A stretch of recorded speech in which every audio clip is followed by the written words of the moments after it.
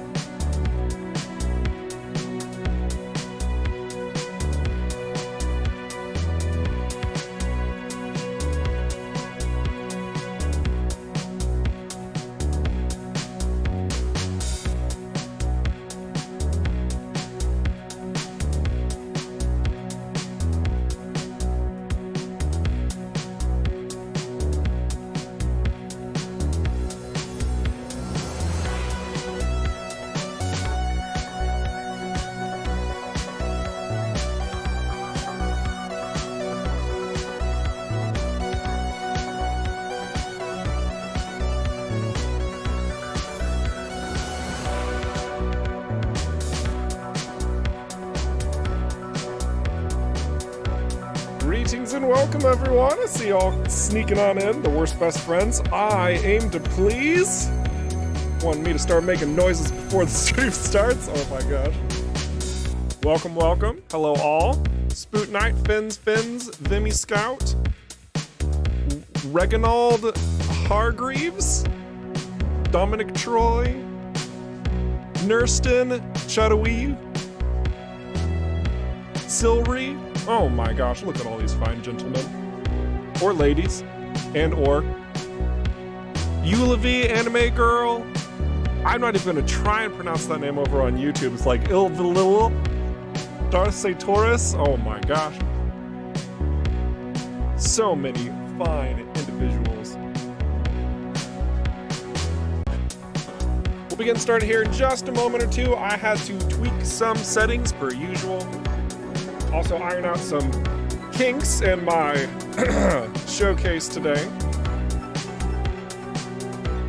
Just a couple more minutes, folks.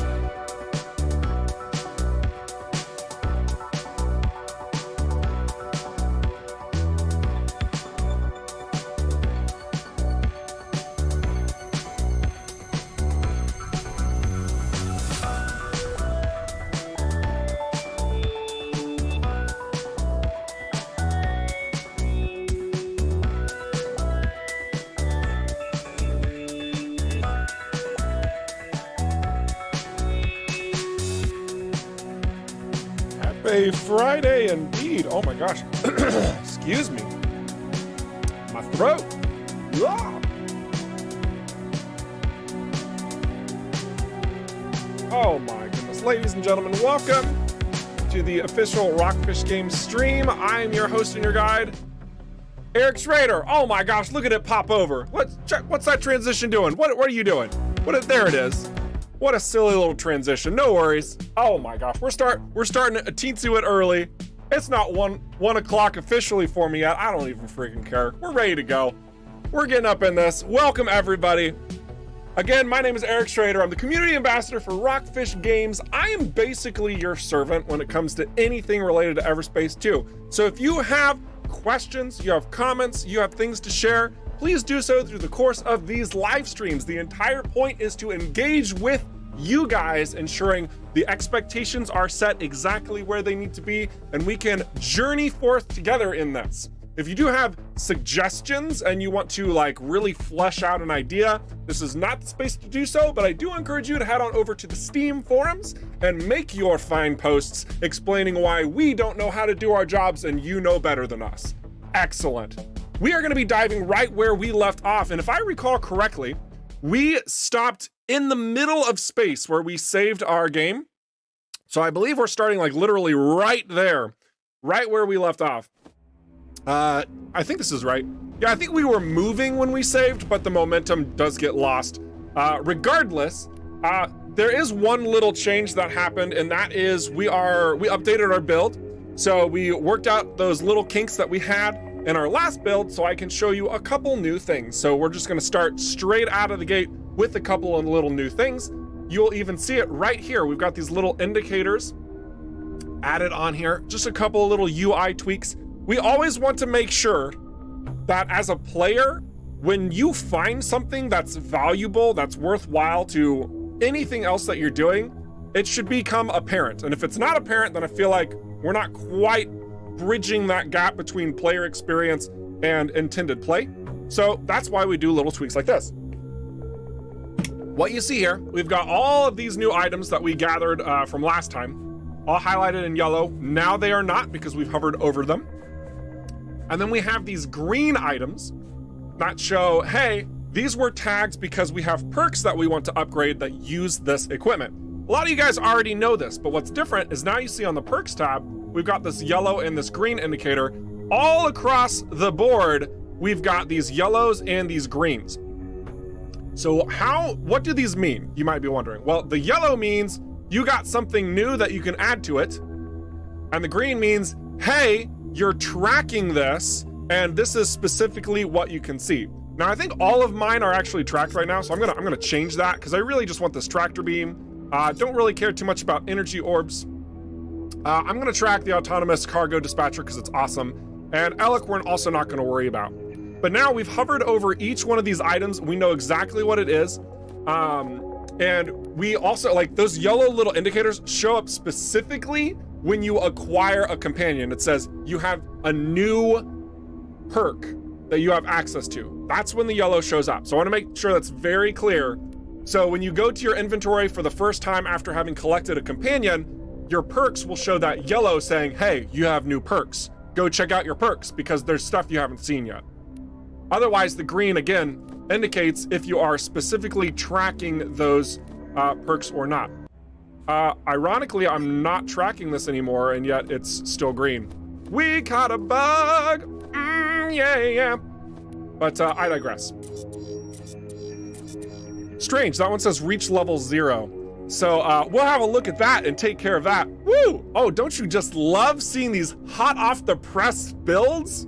Oh my gosh, it's great because it's like a little social experiment to see how many things go wrong. But that's just kind of part of the process. You're getting to see this stuff super freaking live. And it's okay in our books.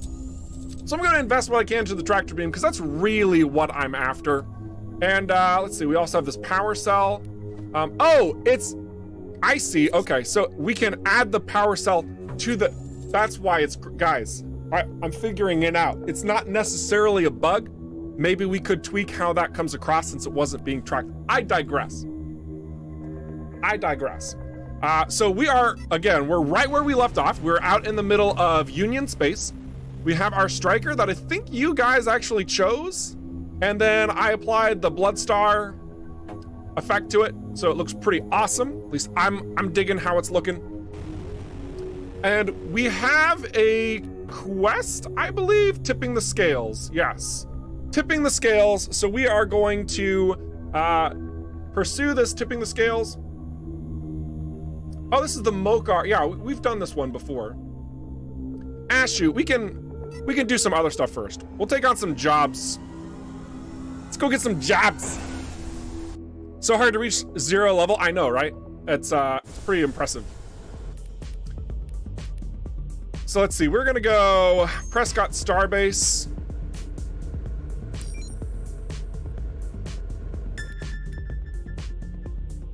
Yeah, there's a job board there. We could also go over here for job boards. Yeah, the GMB Union branch out in Noah Damaris. But the concession's closer. So we'll go out here. Beautiful. Beautiful. So you got to see just a little bit more UI tweaks. Just, again, it's just to make sure that when you have new perk opportunities, you know about them so that you don't ignore them completely like what I used to do. Woo! Very good. Also seeing a lot of other friendly faces sneaking in, so welcome. Oh my goodness, welcome to all of you guys. Too many users to name at this point, I feel like. I have to like scroll up and see everybody who's sneaking. Goodness gravy. Nice, welcome, welcome. Very good. All right, so we want the job board. There it is, right there.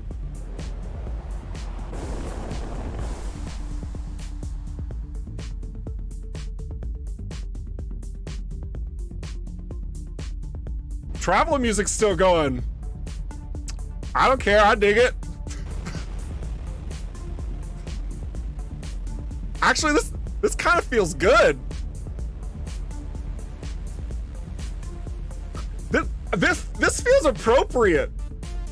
I don't know. I really like this. Oh, hang on a second. I need to add this is just me being really picky. I want to have my mouse dead zone and my HUD center indicator. Yeah, right there in the middle. I like being able to see where my mouse stops the movement of my ship, as well as the exact middle of my screen. Just a preference I have. But if you have that preference as well, you can easily toggle that in the settings. It's there. It's helpful, I think. Otherwise, let's take on some jobs. Man, that music is still going. Oh my goodness. Don't worry, if the music starts like overlapping with itself and we get like a really bad bug, I'll just can the music and we'll go with a very intimate soundscape version of the stream today. Oh my gosh. What is the recommended resolution for the game to look nicely? I would say in general 1080p. That's actually what I'm playing currently on this live stream. I do some capturing of it at like, I guess you'd call it 2K. But I mean, also if you have an insane computer and you want to play it in 4K, I mean, I guess that's ideal, but it's not, you know, optimized probably. Anyway, let's get some jobs. I don't think we've done like a single job in this save, so let's make this count. We've got a lot of acquisitions of goods, and I don't know about what we have in our hangar so much. Yeah, we don't really have a lot of goods that they're going to probably want. We have solar panels, we only have 2 of them, so that's, yeah. Let's do some search and destroy, that's always fun. Also, I just want you all to appreciate the placeholder text for a lot of these jobs. There's still a lot more work coming to the jobs. Just want to make sure that you're all aware. And for any of you who've never seen a job before ever in EVERSPACE 2, I think that you're kind of missing out. These are generated jobs to increase your reputation with the various factions within EVERSPACE 2. You see the rewards right above here. This is the reputation tracker. Every time one of these little nodes is hit, it unlocks a new sort of benefit you have with that faction. Otherwise, it also grants you the experience in the credits, and sometimes there will be an item that's given. Maybe we'll see one with an item. Of course not, because why would we have a job that demonstrates what I would like to show visually during the course of a live stream? Anyway, but we'll take the search and destroy. Go ahead and grab that in. And because this is G&B Defense, let's grab a couple more for them. G&B Trading, let's see. Outlaws took our goods. We really don't expect much. All right, we'll retrieve an item as well. Another search and destroy. I mean, it's a lot of just going and blowing stuff up, but you never really go too wrong with that, right? So let's just do a third one for G&B Defense. Kind of samey choices here, but it happens. It happens. I'm not too worried because we're going to be able to show a lot of things. Also going to buy this nano transmitter because I'm trying to get all the devices for the stream for more variety. And then I'm going to sell a bunch of stuff that I'm never going to use, probably, maybe. I also think we activated a couple union signals the last time. So we should have a number of elements on our map, in fact. Just ignore that. So we have, let's see. We have a number of side missions. Okay, yeah, so search and destroy is out here. Then we've got search and destroy over, okay, nice. Okay, and now we have our high risk areas as well, which have generated. They're a little hard to tell because they are the same gray. But as a reminder, this is also something we've mentioned a few times. The map itself will be receiving a UI update in the future. A lot of you guys have pointed out like the collectibles and special items and challenges and stuff like that. It'd be nice to have a little bit more clarity whenever you're trying to get to certain locations, right?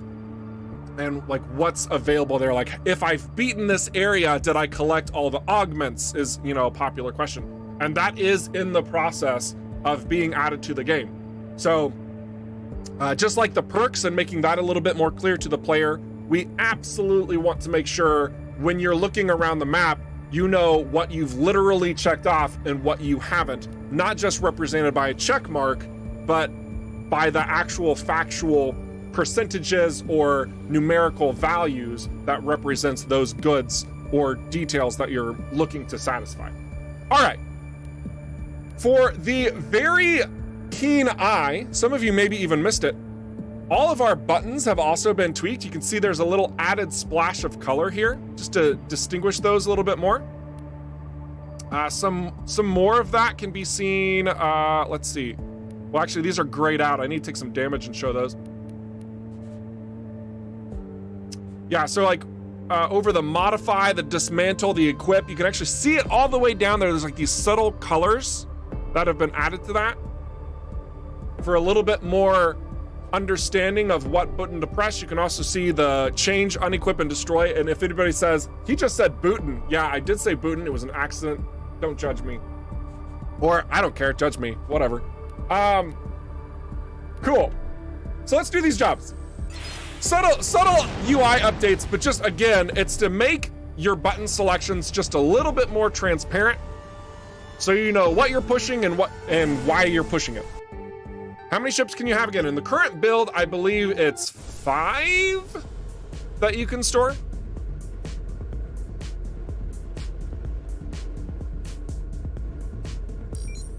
Which I think is consistent with the number of different ship classes, which I believe is also 5.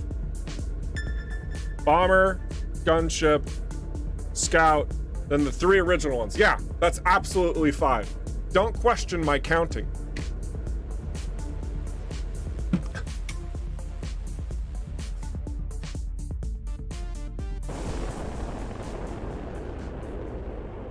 Okay, here we go. Okay, buckle up.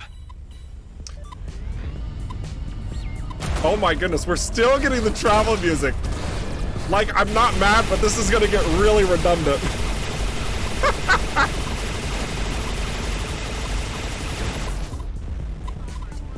All right.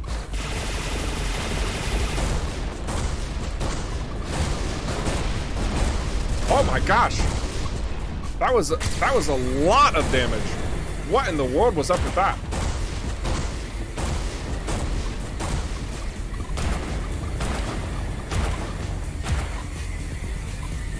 Really like to hit the target. Okay, good.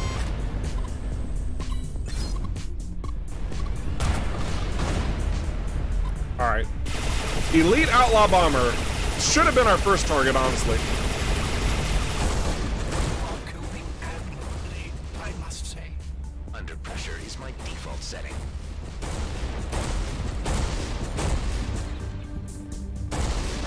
There we go. Woo! It's all done. Thank you.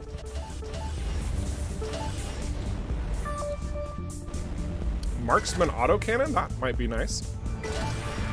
So from here, we've increased our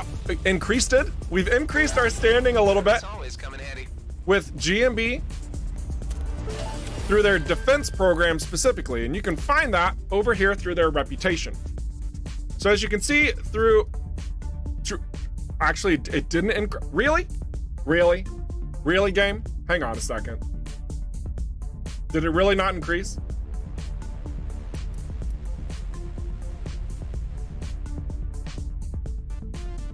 Well, I guess this is the stream where I show you all the bugs that we didn't realize were going on. Holy crap. Okay.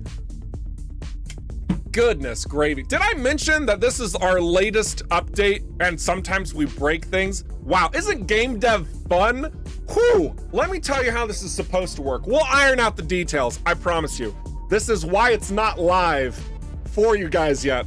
Anyway, the way that it works is every time you do a little bit of work for those individuals, you'll see your standing, this number, it will go up according to the job type that you acquired, pertaining to its level, a number of other factors, whatever. As it builds, it's gonna fill this bar, and once it gets to this next little pip, you will earn the benefits of that new territory. So this pip represents 2, this pip represents 3, pip 4, pip 5, the final pip 6. Each one in that case are, they're going to have various opportunities for you to earn through that partnership, through that standing that you make. In the current iteration of this game, you see that it's just like items. Items can be boring, let's be honest, okay? You're constantly getting items in the main game. I want something different and exciting coming out of the reputation system. And that's exactly what we're doing. So we'll have more information on that in the future. It's just part of the process. But rest assured, we'll iron out these kinks. My goodness, what a process. Let's see. I think I'm gonna use this Gauss cannon. And that's just straight up better. So we're gonna just use that.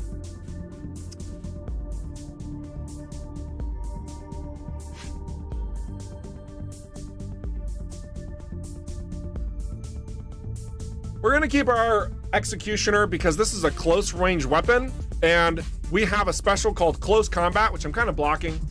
We want to stay in the fray, so that's why we're gonna utilize that. Otherwise, it looks like a pretty decent layout. All right, perfect. Now that that one's done, let's go ahead and tackle another one. What are we close to? Oh, we're near this high risk area. Let's go over there. What bugs? Refund? I know, how dare an early access title have any bugs whatsoever? Oh my goodness. Developers these days releasing incomplete products, and they're saying that it's incomplete, be wary of bugs, and then it has bugs. Oh my gosh, it's the worst, isn't it? It's awful. Oh my goodness, developers these days.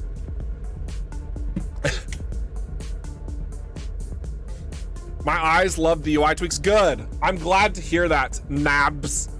Yeah, there's so many beautiful little things that happen through game development. And it's really easy sometimes for us to be looking at it going, oh yeah, this looks right. We understand what's going on because, we're freaking making it. But then when we hand it off to somebody and they're like, what the heck is going on? We have to take a step back and realize, oh, we have nothing that explains this thing that we've literally grinded for 400 hours of our lives coming to reach fruition. Maybe we should add some transparency so other people know how to engage with this as well. And so then that's what we do. It's wonderful. It's crazy.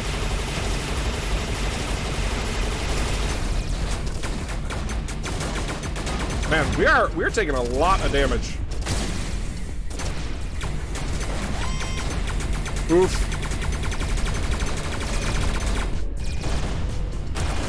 Oh, you still have shields up. There we go. That's much better.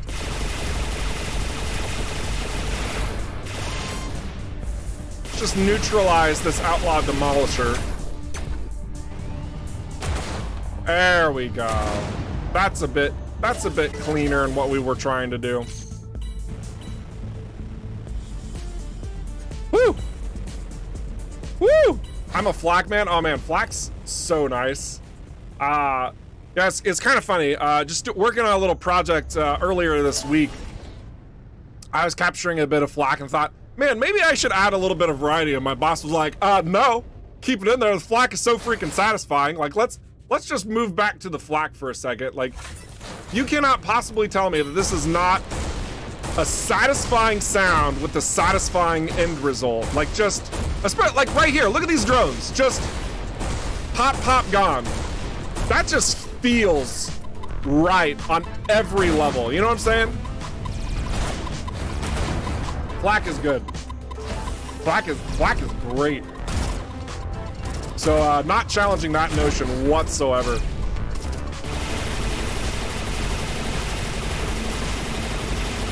All right, I'm gonna take out these little boogers flying around the kingpin. Oh, come on, item. Get on my level. All right, let's do some crazy damage to this guy, yeah? Oh my gosh, that feels real good. Those missiles do not feel good. Ouch!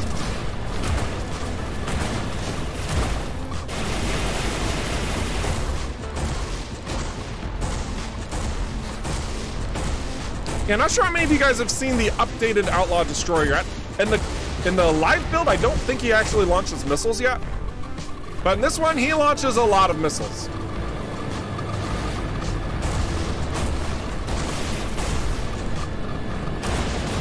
And he will continue shooting missiles every time you break his armor.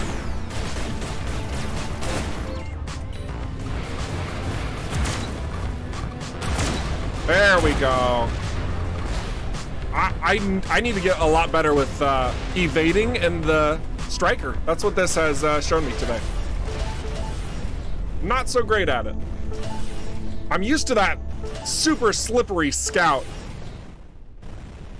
which is so satisfying. Also, we're not listening to the travel music anymore. Thank goodness. Woo! He does in the public build? Oh, okay, good. I wasn't quite sure. I know that was a more recent adjustment that we had made, right? Because there's so many like little tweaks and nuances that we go through. I mean, even talking about, you know, these little adjustments to the UI. Sometimes having gone through these builds, it's like, wait a second, did we actually add that? Is this something new, or is that? And because we're so frequently trying to adjust and maximize that, you know, whew, it can be a little bit tricky trying to just remember what you guys haven't seen yet. Woo!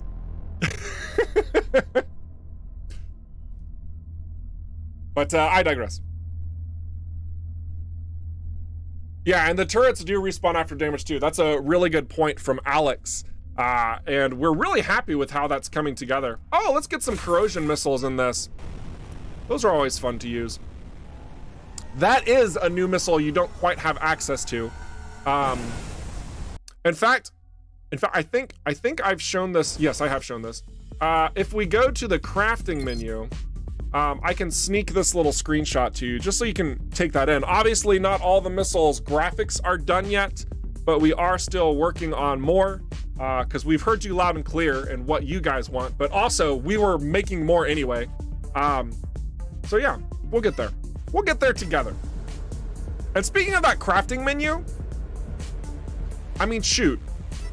I mean, we're talking about the crafting menu right now. Hang on a second. I do have something new to show you. This is where did I store this? Shoot, I don't even remember. Oh, it's right over here. So I want to show you this little scene. The music's dead, of course, when I show you these alternate screens. But we do have some conceptual work in place that we want to update the crafting screen with. So this is an adjustment towards what is currently there. So it just makes it a bit easier for you to understand how you are going through selecting your rarities.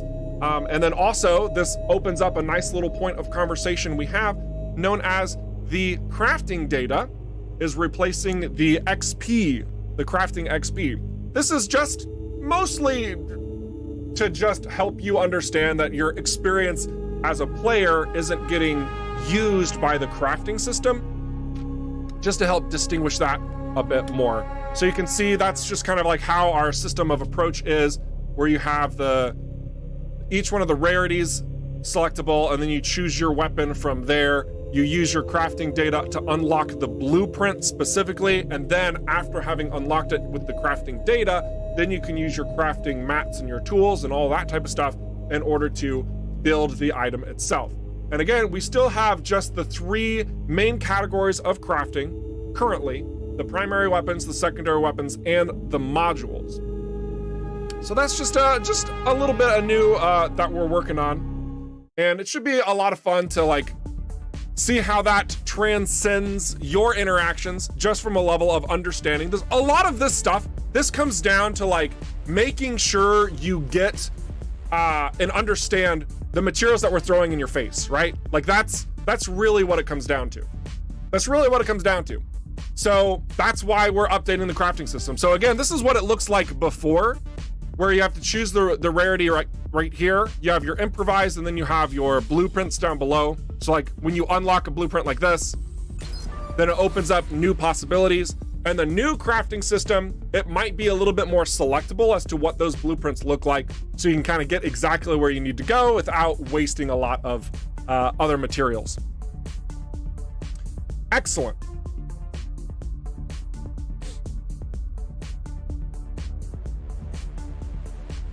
And of course that sweet, sweet music is back. Let's keep doing our jobs though. That's what I want.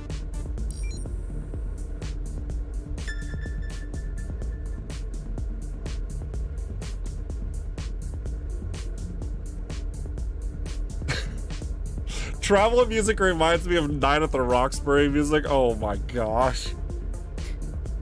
It probably doesn't help that I'm normally bobbing my head as well.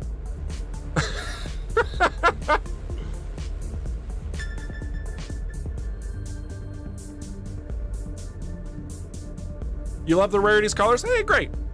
We do too. We do like how that is coming together.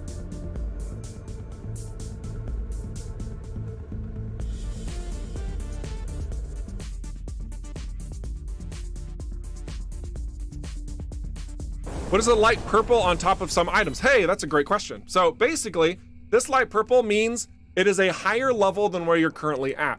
And in the current version of the game, we do not allow you to use equipment that's a higher level than where you're currently at. Also, if I'm not mistaken, and maybe I am mistaken. Nope, I'm mistaken. But yeah. Purple is consistently used overall with things that are higher level than you. So if you are engaged with fighters 2 levels higher, so like if I were fighting level 15 fighters, they would be purple in color as well, to indicate this is going to be a little bit tougher than maybe what you're expecting. But any enemies that are lesser than you, they're all just normal. This might get messy. A little bit. Take out the sniper drone excessively. And focus down the madcap. Now I'm really hoping to see a really heavily armored or heavily shielded foe, because I want to use these corrosion missiles a little bit more. I know we've talked about them, but it's nice to just really cover all the bases with them.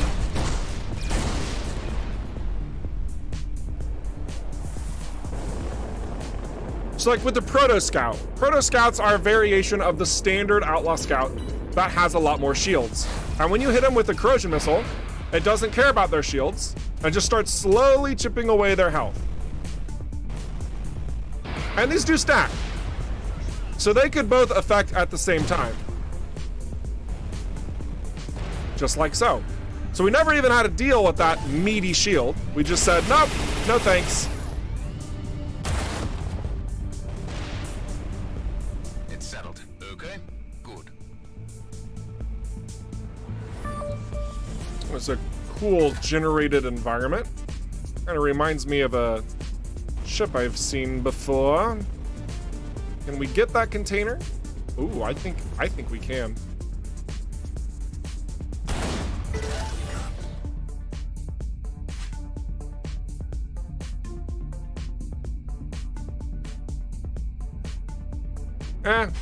It's not as good. Credits. Better value by weight. Thanks, Hyde. And a couple more goods over here, so we'll also grab those. Man, this is a nice generated location. I like that.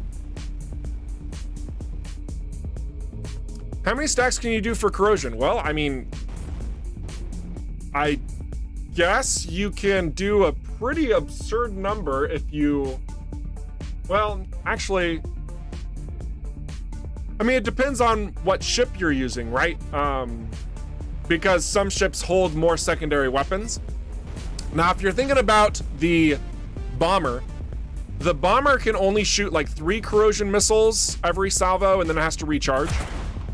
So for the bomber specifically, about 3. For other ships, you could technically unload the entire payload of 6, or if it has a high capacity, 7, maybe 8, maybe even 9, depending on what level it's at and the qualities thereof. But you can stack it pretty heavily against your foe. Just remember, the more you use on that foe, the less you're gonna have for other foes. So you'd really want to capitalize against a very strong foe in order to use that. This is one unfortunate little container that is inside, but we're still gonna stealth it anyway. I just have to move a couple things around. Oh, that's better. So we'll get rid of this. Actually, let's highlight a number of these normals, and we'll just clear them out of our inventory at once. Much better. And then we'll take the goods. Cool. Yeah, this area feels a little bit EVERSPACE 1E. Not just because the item generated inside the asteroid, dang it. I know somebody's gonna be like, oh yeah, because that happens a lot. No, it kind of, okay? The procedural generation happens in EVERSPACE 1 because of its roguelike nature. Here, because we're kind of out in the middle of nowhere, we still have handcrafted spaces that you randomly get. So there's that. But just the way that this space looks, I feel like I'm playing EVERSPACE 1 right now. Especially with just like a couple iron deposits nearby, a couple canisters, and then we beat the enemies down, you know? It's pretty great. EVERSPACE related link, absolutely, do it. Ooh, Game Informer shout out. Ooh.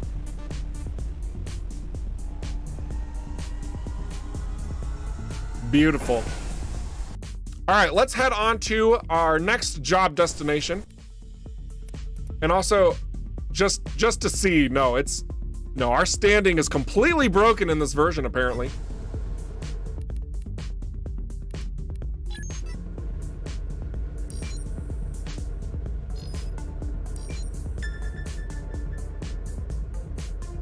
Excellent. Yeah, thank you for sharing that, Captain Richard. That's awesome. Oh. Ah! Net cracks are the best. Question from Brendan Piplo. Will we eventually be able to craft prefix weapons like calibrated marksmen, etc.? I think in the current version it's randomized, if I'm not mistaken. It would be pretty freaking sick if we could craft those prefixed elements to a weapon. I agree.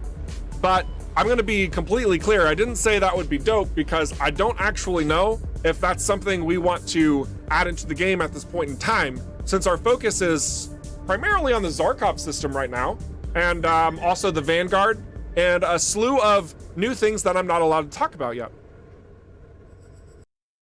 But I'm sure down the line, we will add a healthy amount to what's currently in the crafting and modifying area of the game.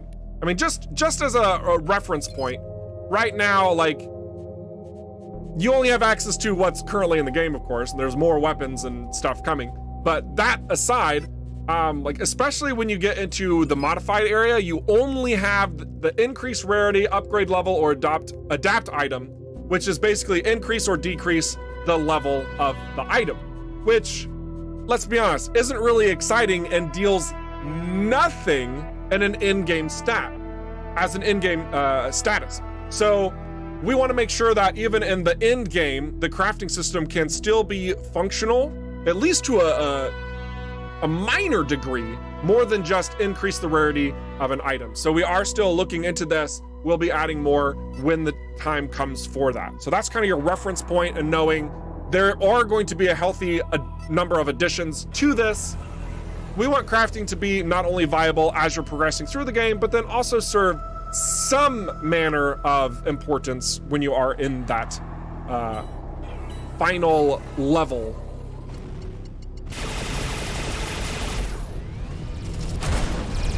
Oh man, one-shotting an elite. I mean, I guess one-shotting the whole of an elite. That's what I should say.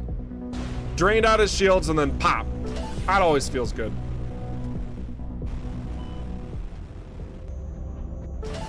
We are picking up a lot of items in these locations. This is nice. How do you repair armor? You have to go to a base.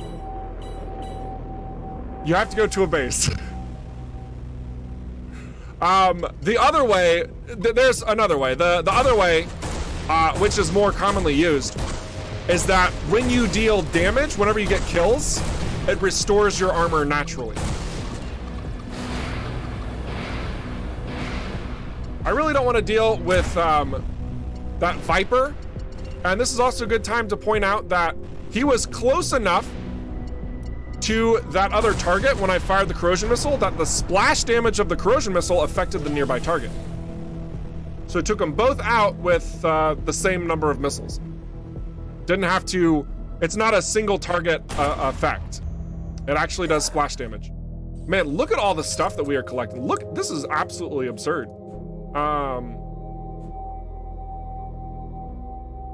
I like that. And I think we're gonna dump some of these things that we don't really care about. So many more flax as well. Look at this.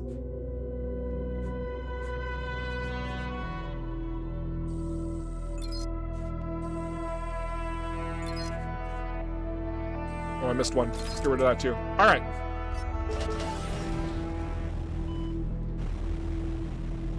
One more proto scout. To be more clear regarding the repair, it's listed directly on the plating. The main functionality behind this is that the shields operate automatically, provided you are doing what's required to generate energy, whether that's have a strong energy core, have a unique trait on the shield itself that requires you to do something. The shield naturally regenerates energy, whereas the plating only restores its kinetic fortification, or rather its energy fortification, that's prone to receiving more damage from kinetic damage. In order for you to gain that back, you have to get more kills. Now, this actually works really well with certain ships, like the bomber, which in fact can heal your hull based on the damage that you're doing, the kills that you're receiving, based on its special ability. So if you pair the right build correctly, you can have like a completely self-generating heal, which can be really, really nice. So basically the plating is stay in combat, do damage, you're gonna restore it. The shield is sneak out of combat so that you're not getting hit to restore it. And they both work in tandem to block incoming shots.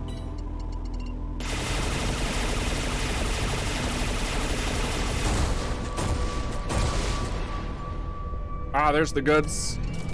Oh, it's got shields, can't go through those. There we go. Ah, beautiful. Pick up the sealed container. And the sealed container, did it in fact? Yes, it went to our Special item, guys. I actually was able to show you something that worked as it's supposed to be intended today. Thank you very much. Have a good night. Oh my gosh. Yes, the sealed containers now in fact go to a special inventory, so they're not hogging up all of those other precious lootables that you're finding, especially in, you know, in this particular stream, I'm picking up a lot of stuff. So knowing that it's not gonna clog up anything feels really good right now for me. Feels really good. All right, I think we have one more mission. Yeah, one more job. We'll go tackle that one. And then shoot, maybe we'll do this Mokar quest as we're still answering questions and whatnot.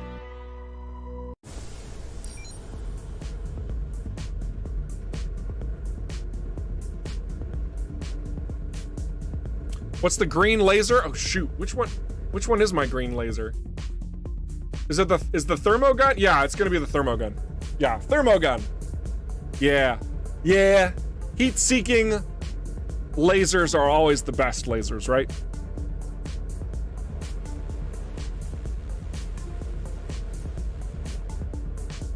I don't agree it's not realistic to restore from killing. Wait. Where did we say it was realistic?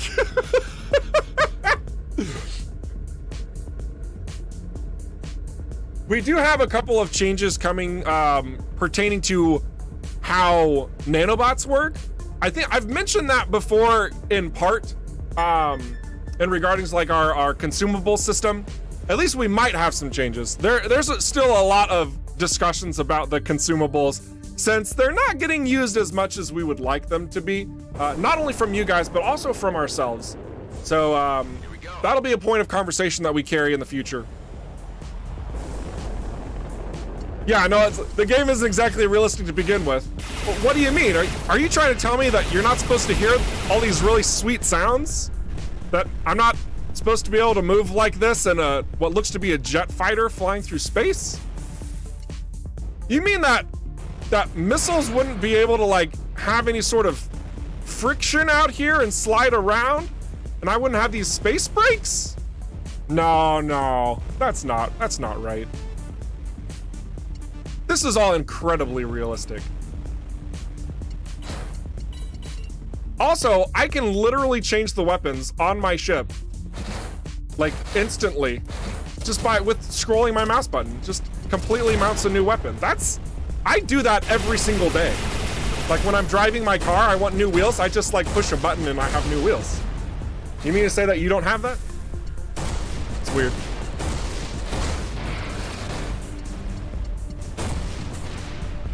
All right. We're gonna take out these link drones because Flak is so good at it. And now that's taken care of.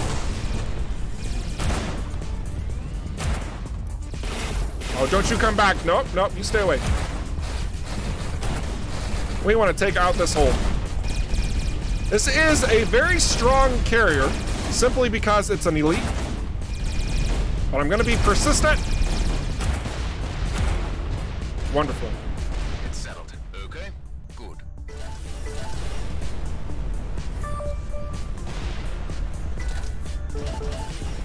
Very good. Now all of our jobs have been satisfied, so we can go pick up some more, or we could do that Mokar quest line. So I think we'll do that.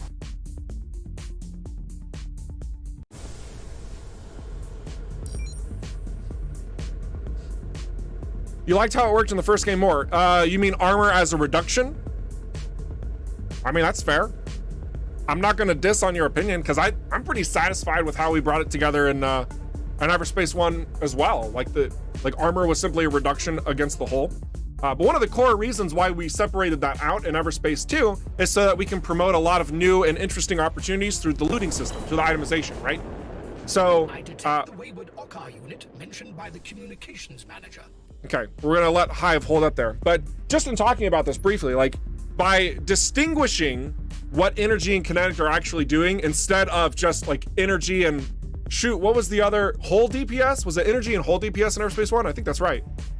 By distinguishing those details, we are able to now add various layers to enemy types and their specific resistances, as well as the players' defensive capabilities through their shields, their platings, as well as their particular resistances, as well as a number of other factors that we haven't quite revealed yet and expressed through item modifiers and various aspects of the game that have those sort of interactions pertaining to energy and kinetic. In short, it just adds a little bit more flexibility for us to add in those added levels of details, those layers, if you will. I see it. And we want to do that with a game that focuses a lot on itemization. Check it out.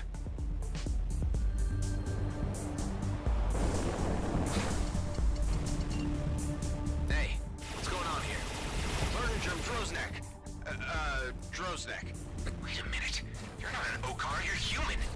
Oh man, Adam, he's a wise one. He catches on quickly, let me tell you what. Snap. Too bad you won't live to tell anyone. Target destroyed. All humans cease fire at once. I am a Nevark, speaking in the name of the Okar warrior caste. All right, another arc. Detected that a member of ours was shot down at these coordinates. You attacked us first. Hold on. I'm here on behalf of the Damaris Port Authority. Let me handle this. You may approach our vessel. This is a misunderstanding. The Okar attacker wasn't piloted by one of your people. He was human. This is ridiculous. What you are saying is highly unlikely. Take DNA samples if you don't believe me. You'll see that this is an issue between humans. There is no need for the Okar to get involved. That's a turd of Rosie Rost. We've been attacked by Okar before. The Zarkov transit route is teeming with lizard outlaws. Hold your tongue. We have the authority to cleanse this place should need arise. Calm down, people. Where did you say you were attacked? Button pusher, I love that. Peasant human, stop it. At the gauntlet, right down the corridor along the transit buoys. Uh, Just check out what's going on there, and maybe we can make some sort of sense of this. If you are correct, and this is a matter between humans, we shall stand by and observe until the issue is settled. oh, thank you, Thanks. Navark. I'll head over to the gauntlet and see what I can find. Indeed. Also, let's look at your shield not fully covering your ship yet, because we like talking about bugs. Obviously, that will be adjusted. Excellent. Gonna pick up this loot before we go. Just gonna feel like I should. It's just scrap metal. Whatever. We'll just go. We'll just go. Oh, you're fine, Xavier. I know what you meant. Can you explain the difference between mission job levels? Of humans pilot. Hang on. Can you explain the difference between mission job levels over your current game level? Example, I was level 5, had a minesweeper mission at level 3, but the enemy was level 8. That sounds like something's broken there. The intentionality behind it is that the job level is meant to be a representation of the challenges within that job. So in your example, if you would have taken a mission job at level 5, a minesweeper mission at level 3, then actually no. In a case of that, it sounds like you just encountered enemies that were generically at that location. You probably had to go to a specific site that wasn't randomly generated. And if it's not randomly generated, then it's going to adhere to the level of that location. So if we're looking at this right now, I think we actually removed the numbers on these. Okay, we did. But the way that it's working in the game is there's a hidden level associated with each one of these locations, okay? So for example, the home turf areas, this is like level 2, this is like level 3, I think this is level 4. When you get out to Nefty's Plains, it's like level 5. The levels out here, it's like 7 and 8, stuff like that. So that's a hidden modifier that when enemies spawn in that location are going to be around that level. Now, if you're absurdly higher than that, like if I'm level 13 and I go back there, they'll probably be like level 10s and 11s now. They're still under leveled, but they're going to scale a little bit so that they can still give me decently more appealing stuff as they drop it, as opposed to entirely garbage. Now, that being said, you're still gonna have locations that are higher level than you as well, including in the in-game state. Oh, I've said too much. So you'll always have a place to be incredibly challenged. Now, in addition to that, excuse me, no, not in addition to that. So that is providing the context pertaining to your situation there. You took a Minesweeper mission at level 3, but the mines don't have a level associated with them. You just had to do them. You probably went to a location that was level 8, so it had level 8 enemies, even though you were level 5. So it checks out. It's confusing AF. We'll probably be tweaking a couple of the jobs anyway, as that process of ironing out and making more variety in that field comes through the process of game development. Whew! If you tracked all of that, I applaud you, good sir or and ma'am, or whatever. Oh my gosh. Given humankind's ambition to control virtually everything in existence, it was only a matter of time, I presume. Okay, so we're gonna keep holding up on this. Dominic Troy asks, where can you get new armor slot like the one that's in the inventory? So new armors can be purchased. They can be found in the wild, against enemies that drop them. But you can't equip them unless you are docked in a base in the current build. This is something that will be adjusted in the future. As you can very likely see, for my part, could live without outlaws having OCAR tech. you can see like whenever you change out consumables, there's a 20-second timer until you can use that. Same thing with missiles, so you can't just stack up a bunch of consumables and missiles and then just like use them infinitely. The idea was that you couldn't just cycle out a bunch of different platings to have endless plating. So, On the yeah. bright side, enemy encounters may become a lot more colorful from now on.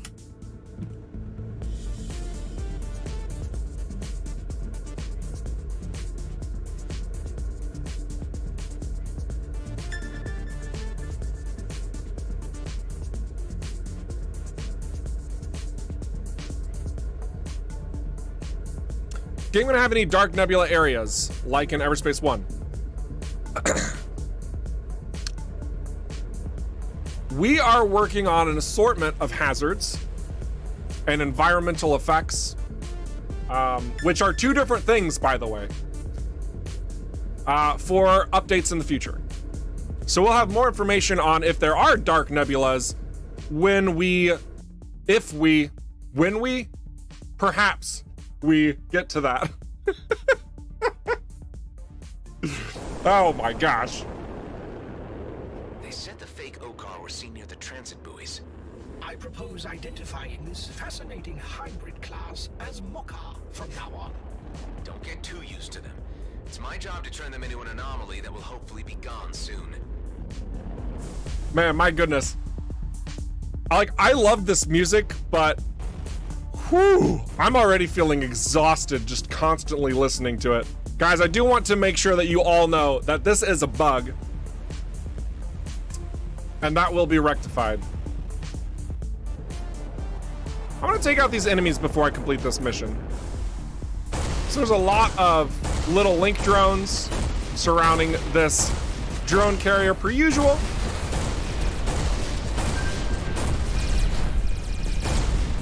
Oh.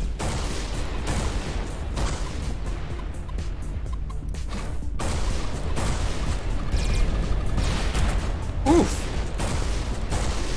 That hit pretty hard. Oh, this location's pulling some frames on me. Oh my goodness. A lot of stuff going on.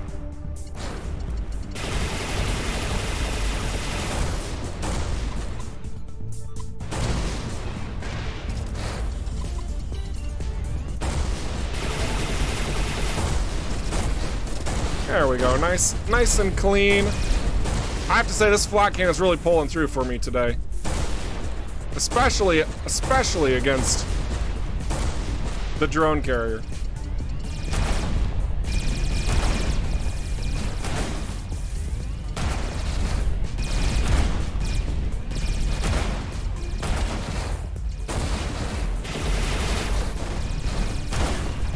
Almost there. All right, there we go. Wonderful. All right, let's keep going. Oh! Beautiful.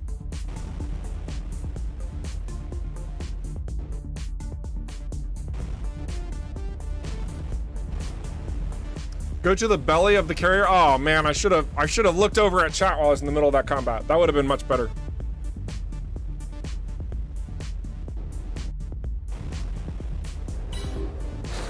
Whoop! Bingo. 2 OCAR drones and an outlaw vessel. I am instantly charmed. Instantly charmed. Oh man, this would be a great enemy to show you the full capability of the corrosion missile, because that armor can be a real doozy to try and bypass or shoot past, because he's got these highlighted locations, right? Like you guys are familiar with this ship, I hope. But each one of these little glowing bits, they're glowing for a reason, because you can actually blast them off, destroy his protection to take him out. So many Picking up items. the piece of debris dropped by the drone. Okay, good. That also goes to the mission items. And sports a serial number. I will run it against some databases and see what I can find. Help! We ran into an ambush. Damn it. Hold on, I'm on my way. Let's see if we can save the convoy.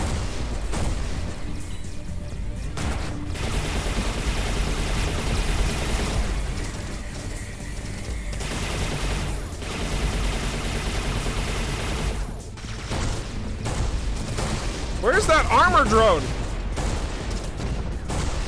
Oh my gosh. Surely that's not the one that's giving it armor.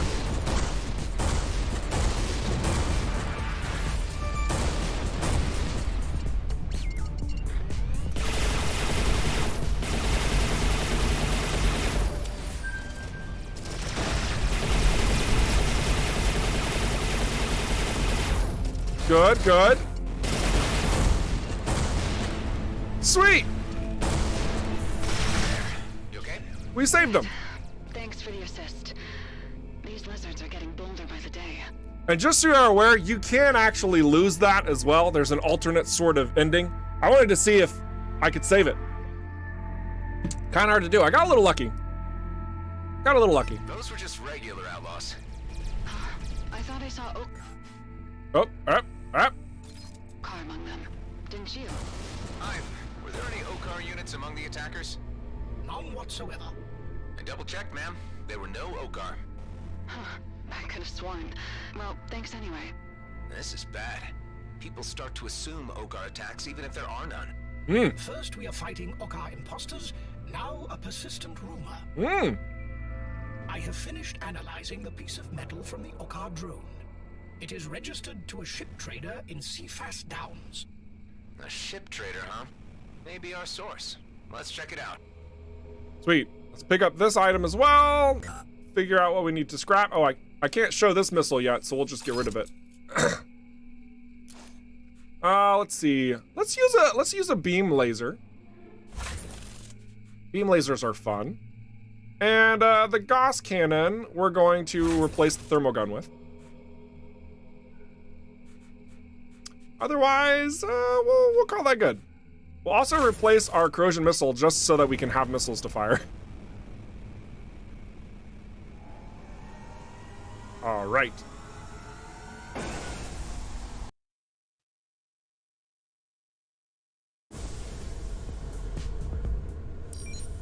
We detected 2 more of our drones destroyed by colonial energy signatures. Yeah, that was me. Once again, they were controlled by a human. Humans are physically incapable of commanding an OCAR vessel. Okay. And again, I was told you are an adaptable species. Yes. We are currently on our way to the trader who may have modified the drones. With a bit of luck, this will all be over soon. This is what you humans call optimism, correct? Yes. Not sure if all humans have that. Many of you died in this cluster during the war, and yet you keep returning expecting to find good fortune. Checks out. You do not plant a seed on acidic ground, unless you are a fool or an optimist. I assume that's one way of seeing it. Man, she needs to like go on a date or something. Like, woo.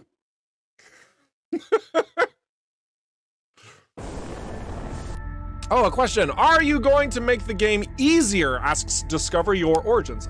Technically, yes. We are, in fact, going to make the game easier. Also harder. We're going to do this by added difficulty system that we implement in the future. We'll have more information on how it works once we get there, since it's not currently in the game. But you might look towards EVERSPACE 1 and see kind of like the difference that the game makes whenever you put it on easy versus hard. It's a roguelike, so it operates differently, but we go through and we carefully adjust specific modifiers that make it easier or harder, not just generic reduce health, reduce damage, and increase health, increase damage. So there will be subtleties and nuances that we apply to that difficulty system in the future that I can expand on even more once we get there.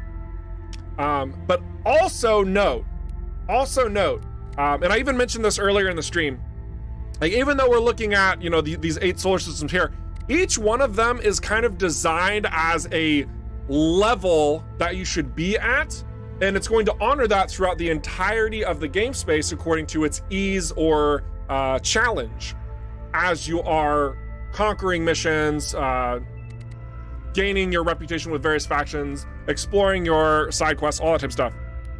Cedo, for all intents and purposes, this is the tutorial system. The entirety of Cedo is a tutorial. You're first introduced to how you navigate your freaking ship. You're introduced to how you use equipment. You're introduced to how you use devices. You're introduced to how to equip armor. You're introduced to companions. You're introduced to, I could go on and basically explain everything that's in the game. That's all introduced in Cedo. You even have your first boss battle in Cedo. And then once you're done with Cedo, that's really when the game says, okay, now you're ready for the game. You know all the things. Let's open up Union, which is your starting normal territory. Like, this is what you should expect as your baseline standard from other parts of the game. From here, it branches out into areas that are about even to way harder than where you're currently at, and will grow and change as you do. Now, I want to be very clear here in what I mean by that. Some people might be saying, oh, it has difficulty scaling. Boring! You're right, we actually agree difficulty scaling is also boring, which is not why we're using that in its purest form. We are honoring the difficulty factor of these different systems. Like, Cedo is the tutorial system, as I already mentioned.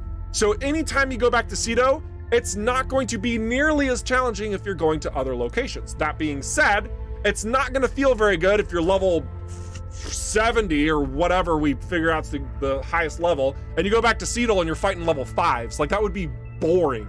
That would be dull. It would be worthless. Like, you're not even going to find value out of the equipment in the exchanges that you're having. So we are using a scaling system that brings the enemy up to speed, but not necessarily paired where you're at. Again, Cedo, tutorial, easy mode system, we would have the enemies scale behind you. If you're that level 70 example, for whatever reason I use that, you would encounter enemies that are like level 65. Okay? So they're easy, but the content that you're getting from them is still going to have some merit. It's still going to be valuable to a degree. That's going to be different from if you go somewhere else that is really going to offer that high level of skill and challenge rating for you that will also then reward you accordingly. The high risk, high reward system. And if you're kind of wondering, like, well, where did that sort of come from? It actually comes from EVERSPACE 1, believe it or not. You start in Sector 1. That's effectively Cedo, where everything's a lot lighter on you. It's a lot easier. And then as you're going through the sectors, the challenge rating is effectively going up. You're encountering new enemy types. You're encountering different variety of enemies. You're encountering new challenges along that way. You're encountering hazards, etc., etc. And they keep getting more difficult the further you progress. Exact same way that we're implementing it into EVERSPACE 2, just using a leveling system to accrue your perks over that time and to flesh out your builds. A really long explanation, I know, but it was important for me to give you all of that additional added context because I really want to make sure everyone understands how we are not using a pure level scaling system. Like, that's, again, we do not feel that's a strong play. It's honoring where you're at to help you gain the benefits of if you're choosing an easier or a harder path. So no matter what, there's still value in that. And if you want to feel badass and blow enemies out easy, you will still very much get that in an in-game status, I assure you. And if you optimize correctly, you may even be able to blow through a normal sort of like equal level footings with relative ease, especially as your skills grow, accustomed to the game design that we're applying according to your controls, your specialty abilities, stuff like that. Because I mean, you're gonna be able to do a lot of crazy stuff with your items as well, and how they synergize unique effects or give you boons. We've even seen that coming out of you guys already. There's a shield, in fact, that allows you to generate an EMP burst whenever it drains completely. There's another item that generates just a little bit of shields.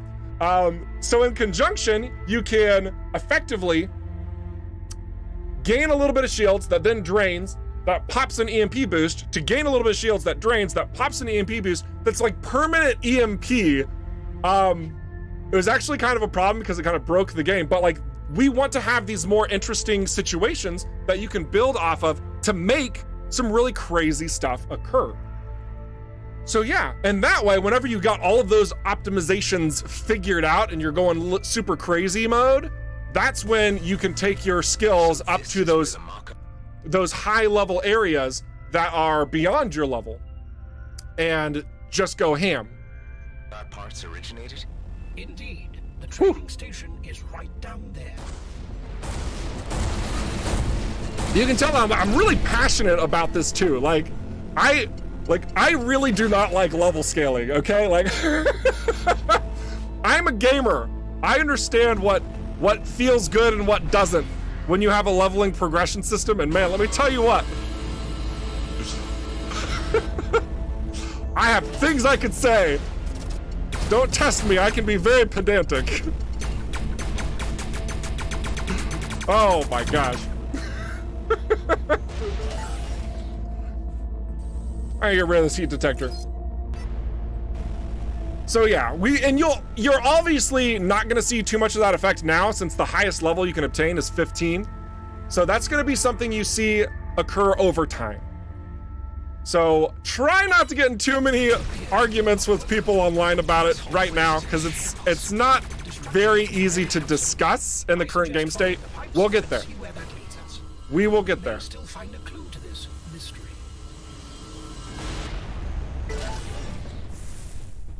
Beautiful.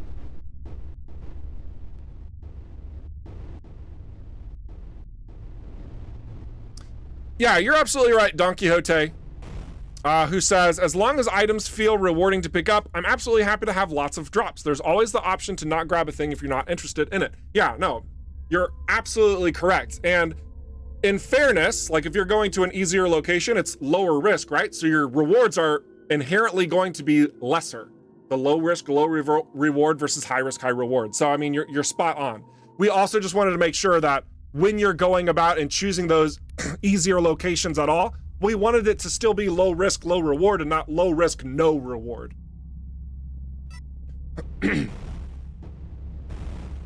All right. Let's go complete this.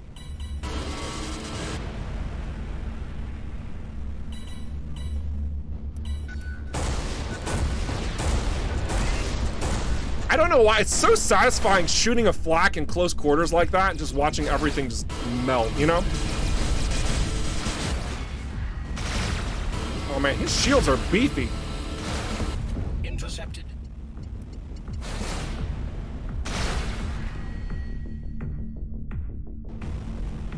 Also, did you know that there's a ship attribute that allows you to grab drones? It's fun. Okay, let's go ahead and go in this tunnel.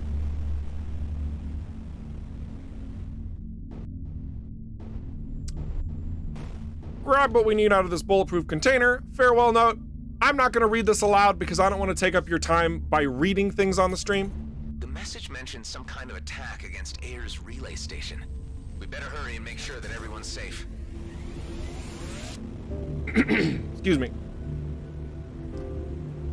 And before we go and make sure everyone's safe at the space station Ameris? Whatever the ones are called. We're gonna do this real quick. Recharge booster in comparison. I do like the recharge speed of this. Actually, I am gonna swap this one. I'm gonna swap this one. We'll get rid of our standard booster. I should probably be a little bit more nitpicky about the other things that we have here, but I'm just gonna scrap it. Just so we can keep the party going. All right. Beautiful.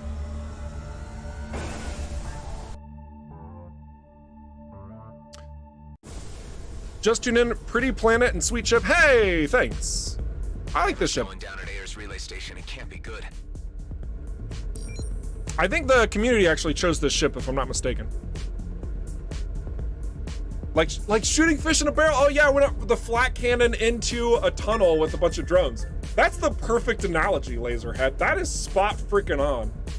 That's probably why it feels so satisfying. It's like, you can't do anything.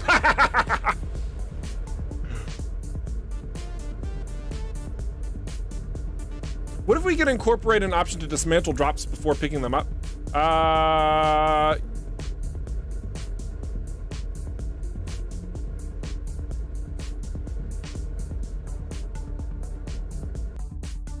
Like a toggle option? So it just like automatically does it?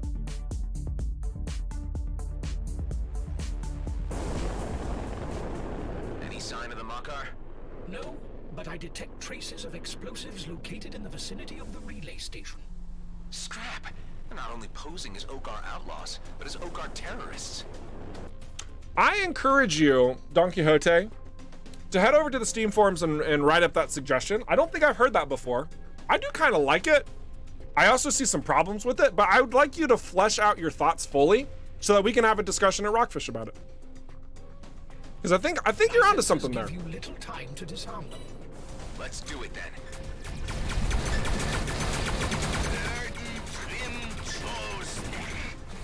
Yeah, cut that out. You know who you are. Whoop, So, whoop. then we should play this by the usual book. Let's see. Oh, there's one.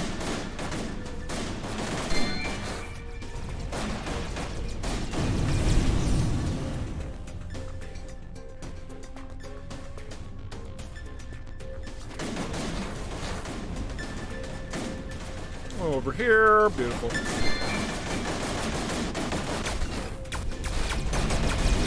Actually, Okar ships are also really great to use corrosion missiles against.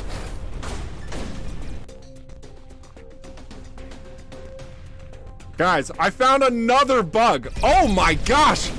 What in the world? This stream is cursed. This stream is absolutely cursed. But corrosion missiles would, in fact, be really effective against Okar because they have a ton of shields but don't have a lot of hull.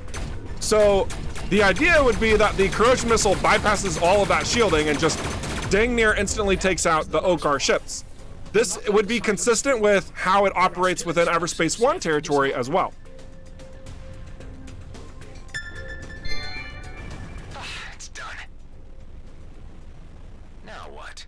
I recommend returning to the Damaris Port Authority to debrief the communications officer. Even if the Mokar are no more, the rumor of their existence may still live on. It just never ends, does it? You should be more optimistic. You are a human, after all. Got him!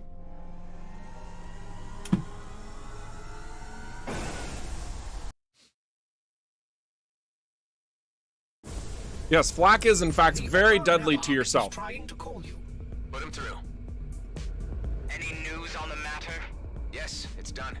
The Okar imposters are no more. Cutting off one head does not mean that another won't take its place. I actually really like this question from StockXer. Can I use consumables from the pause menu screen, like in Everspace 1? Well, I'm flying in Superlight, so I wouldn't be able to, conceivably even from there. But as far as I'm aware, I don't think you can in Everspace 2. I think that was changed. That might... We will not reward you in any Huh. material manner. No need. I never thought of that. I'm already getting paid by the Damaris Port Authority. Is isn't a meaningful deed in itself reward enough. How your race ever believes to find happiness is beyond me. They cancelled the transmission. Just like that? Yes, but do not worry. I would say that you both ended on good terms.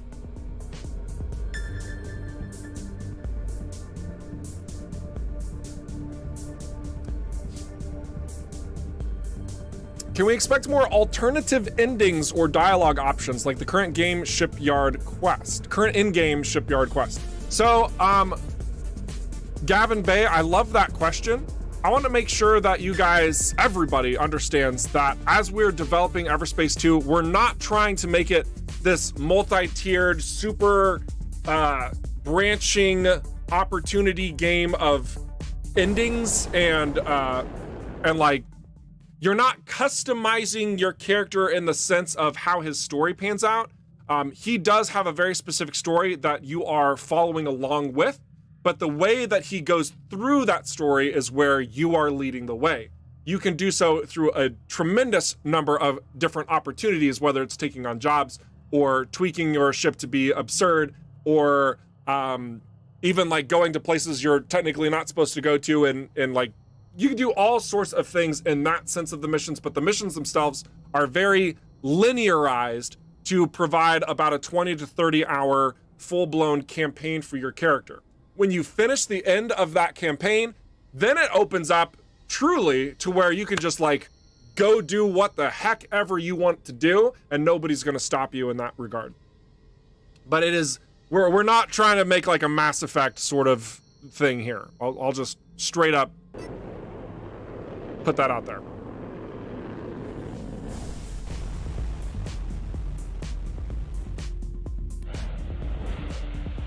I'm back. Oh, finally. I could really use some good news right now. I'm gonna skip this because we've heard that. Well, I feel like we've heard this a number of times. So we'll just quick repair, quick restock, and keep going on. I see another question. Ever thought about co-op DLC or standalone? It's single player game. Have we thought about co-op? Yes. Just not, we just chose not to. Our vision just doesn't include co-op. But you never know what we do in the future. Maybe like an EVERSPACE 3 co-op experience. I don't know. We're not thinking about that, by the way. Like, I'm not saying that I'm straight up saying like that could be a possibility. We just haven't talked about it because our focus is entirely on EVERSPACE 2 right now. Let's cut to the chase there. This is our focus. Let's get this game done. Then we can figure out what we want to do in the future. That's what DLCs are for.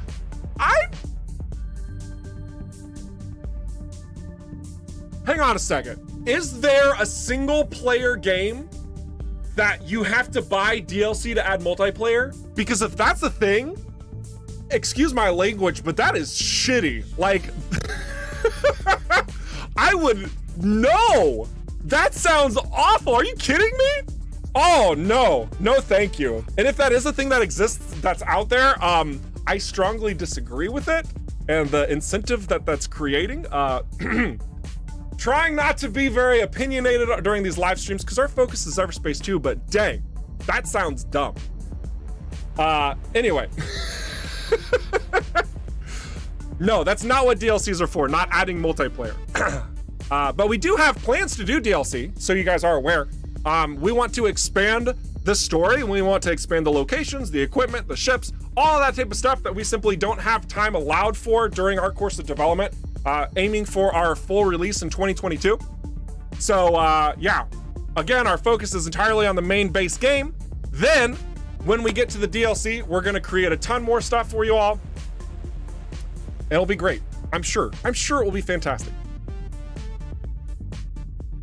All right. Now that after I've probably offended somebody, we're gonna go ahead and invest the rest of our materials here, and then go ahead and launch out here. Maybe take on a couple more jobs, because I know we've got a job board just on the other side of this, right over here in the Union branch. I'll buy expansions, but not DLCs. Hey, you know what? Actually, I appreciate your arguing of semantics there, and I concur to you. In fact, we even called the DLC we made an expansion to EVERSPACE 1. Like, that's truly what it was. But when you're like, the title to it is DLC when you're putting it up on the store page, but it added a ton of content. And don't even like look at me and be like, oh, you know, you're Rockfish, you have to say it. Like, look at the reviews for the DLC for EVERSPACE 1. Like, it truly is an expansion with how much it brings to the table. And that's our mentality. Like, if we're going to go that extra effort to add more content to the game, we're not going to provide you with a little update to your ship armor that you have to spend, you know, $10 on. That's lame. We don't want to go that route. We would want to add richness of detail to the experience you're having. And that's just our general mentality at Rockfish Games. So when we get into the DLC after the full game's released, that's what we're going to be working on. It's going to be a lot more added content for you to enjoy that will also expand the base campaign that you do venture through level 1 through whatever we end up making. I think on our, shoot, what is our cap? I think it's 30. I think that's the proposed cap right now. It's level 30. But yeah, that number could be increased by the DLC, I guess. You know, who knows?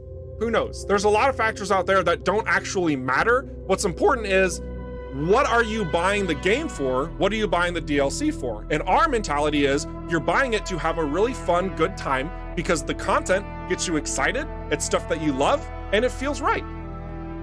And that's what we want to do. That's how we operate. Cool. Lot of detail in there. I love that question because it like paved the way for this discussion. So good stuff. No horse armor then. Oh gosh. Absolutely not.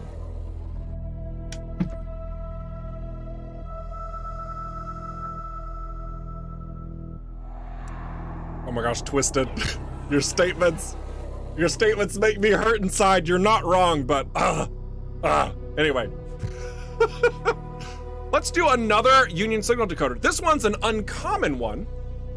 So let's talk about this a little bit. Some people have noted that there's a different tiers of decoders, and are like, well, what does that have to do with anything? Well, I'll tell you. A level 13 uncommon location means that when it generates on the map, look at this, it's even green. It's showing that it's uncommon high-risk area right here.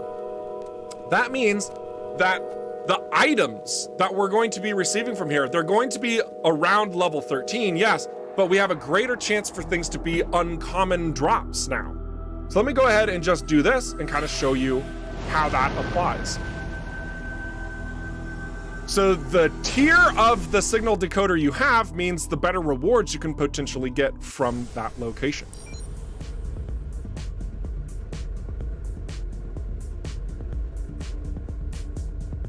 Lovis says, wait, what? The game isn't even out of early access and you have planned DLC? What? Now, hang on a second. Whoa, backtrack.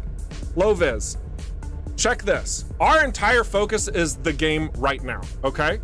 We have heard a lot of really solid ideas from the community, and we have a lot of ideas that we think would be amazing, but simply do not have time to do for the full release of the game. So we're putting it on a little backlog saying, if we could do more, this is what we would do. Because this person said this, that person said that, and the community really likes this other thing. And we're going, that would be really cool if we do a DLC. And at this point in time, I'm very happy to say that we're gonna be able to fund a DLC. It's gonna happen. So, yes, we are planning to do a DLC to add even more content after the game has been fully developed. Unless you want us to just like, turn the whole game into like a whole early access thing and carry on for, I don't know, like 10 plus years and just get an absorbent amount of money from all of you. I mean, depending on which one you would like. Was that too referential? Was that too much shots fired? Oh my gosh, I'm being a savage today. Anyway. Premium price. Buy the game, you get the game. And then we're gonna make more content that if you want, you can buy it too.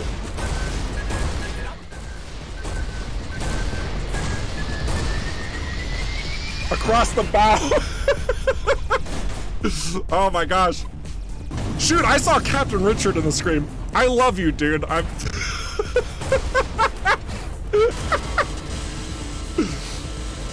Look, Okay.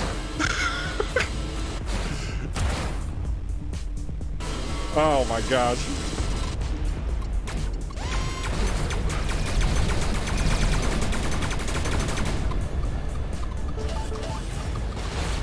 Oh, that sniper drone. That's our problem. We got this sniper drone being all cruel.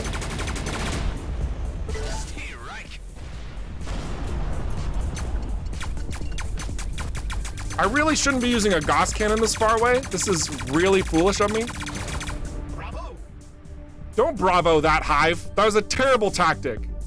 These players need to be learning how to play the game well. Oh, great. We found another bug. Oh, goodness. Holding a mine when it explodes creates the sound of constantly holding it. Nice. Well, let's corrosion stack this guy and have a little bit of fun here. In fact, don't we have more corrosion missiles? No, we don't. We donut.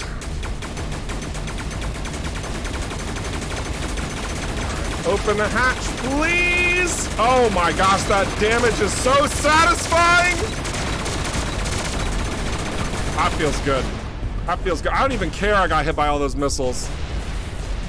That felt wonderful. So you can see we got this uncommon mine launcher. We got a couple uncommons through all the engagements in this area because it was an uncommon high-risk location. Very good. Very, very good. But yeah, overall, Loviz, I hope that answers your question. As snarky as I'm being. But yes, like we do have plans at this point now. Yeah. I am happy to say. Community has been very supportive. We've got a strong fan base. It's very likely we'll make DLC.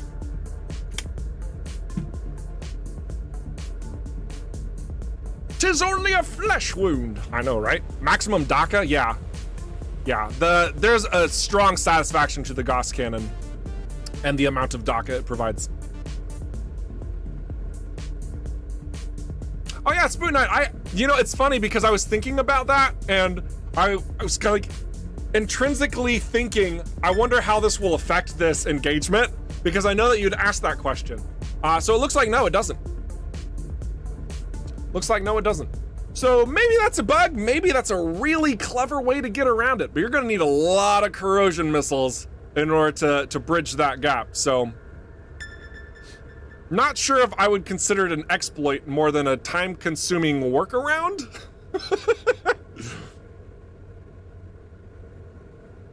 Did that ship you blew up have two engine types, orange glow and blue glow? The bomber maybe that I fought? The outlaw bomber? Maybe he did. I'm not actually sure. Not actually sure. Oh, I missed a question from Kobar Cast. As someone who faints when thinking about Freelancer, is this my game? Can I return home? Okay, whoa. First off, that's awesome. Freelancer's amazing, as are many other sci-fi games that are out there, which we play all the time. You're probably seeing like subtle nuances and nods to other games just through the UI and features alone. But in regards to what the game provides, I would say that you're gonna have to take a grain of salt when entering into EVERSPACE 2. No, they are not like, we're not trying to do like a spiritual successor to Freelancer. We've definitely been inspired by, for sure. There are components that are referential, that are similar. But we have our own twist of many new features and opportunities that did not exist when Freelancer launched, and a lot of change up and improvements on previous systems that were created in the past.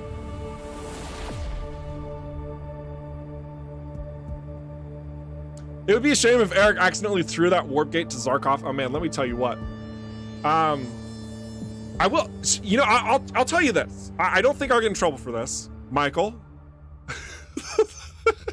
Michael's ears close.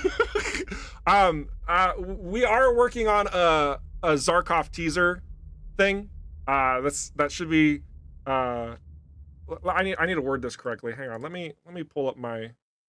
Let me pull up my words. I want to make sure I don't say anything too crazy.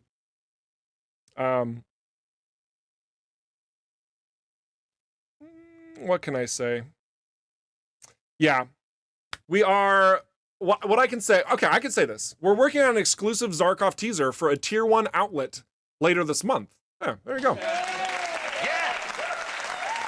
So we'll have a little teaser about Zarkov. You're gonna get to see a bit more, because what you've seen so far has been pretty minimal.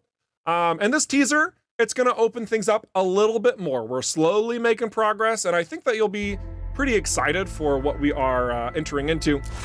And there's still so much more to come beyond that, but I digress. We will have more stuff to talk about with Zarkov in the nearest future. Near-ish future. Okay. Let's sell some things. We need to go to the shop first. And we're also gonna get rid of this damage booster. A lot of medium nanobots, seeds, scrap metal, energy charger. I'm getting rid of some of the stuff that can be used for perks, and somebody out there's like, no, don't do it. I'm doing it. If not, but for the sake of the stream. That cleans things up a bit. And then we'll sell these resources, because why not? Sell all the rocks. Excellent.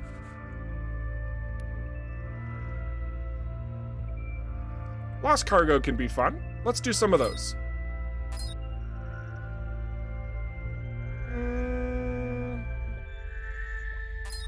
We'll do a lot of lost cargoes. They can have a lot of variety to them, actually. And then 1 repel attacker. Why not?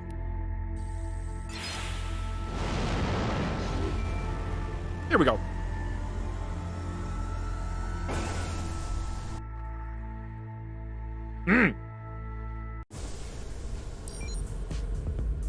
Oh, you know what? Before we go do this, let's change our ship.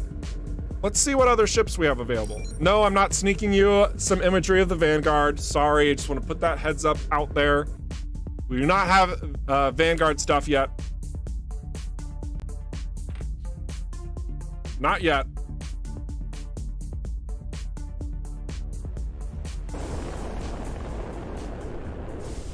Kabarcast is someone who gets hooked by games like Diablo 2 and Path of Exile and loves the atmosphere freelancer. Oh, excuse me, you said PoE. I don't know what that stands for. That exploration and freedom mood, then this feels like this should be my game, right? If yes, you have a new customer, dear sir. I think that this is gonna fall in line with your tastes. Yes, I do believe that. Because that sounds an awful lot like me. I will fully admit that. Though, that's pretty spot on assessment there. So yeah. PoE is Path of Exile. I know. I said it was a joke, guys. I read it. The joke was that I read games like Diablo 2 and Path of Exile when he wrote PoE, and then I went back and it said, "Oh, I don't know what PoE stands for," indicating that I'm well versed in action RPGs with an item grinding system. All right, it's fine. It's fine, guys. We're gonna just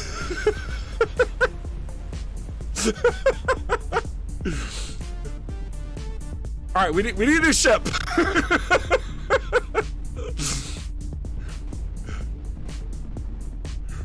Oh my gosh. It's not funny when you have to explain it, dang it.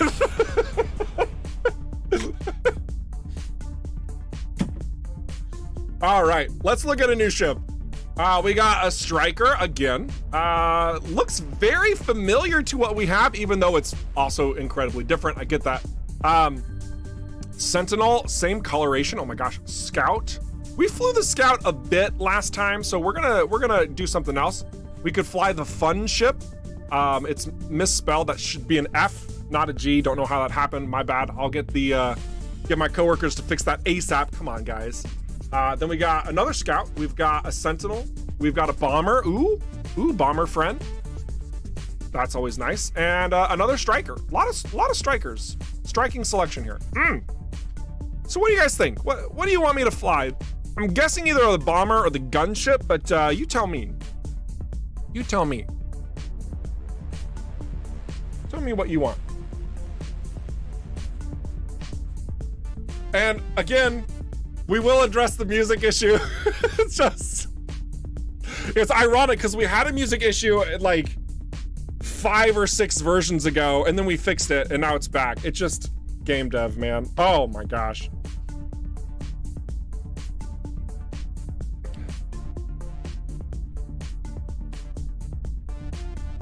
Irving Tang, hey, that's like your opinion, man. And I do agree with you, actually. It's not quite there yet because all the items and the modifiers aren't in the game yet, honestly. He says it doesn't scratch the Diablo itch currently. I agree. Like, if you're making a solid, like a stark comparison between EVERSPACE and Diablo has a ton more item and a ton more grind. So we are looking at different factors when we're bringing things to fruition there. And we're obviously not done. Like, we're in sector 2 of 8. So yeah, no worries. All right, I'm gonna read through what everybody has recommended now. Boomer, okay, Boomer. One Boomer, Gunship, Boomer, or excuse me, sorry, my apologies. Funship. We have a Funship, Boomer, Funship, Boomer, Funship, Bumship. My gosh, that's a lot of Funships. We're gonna go with the Funship. That's what we are gonna do. And we'll transfer our old one to the home base. Why not? Whenever you do transfer a ship to the home base, one of the main things that happens is that all of the equipment that was on that old ship does come over to your new ship so that you are not in the nude.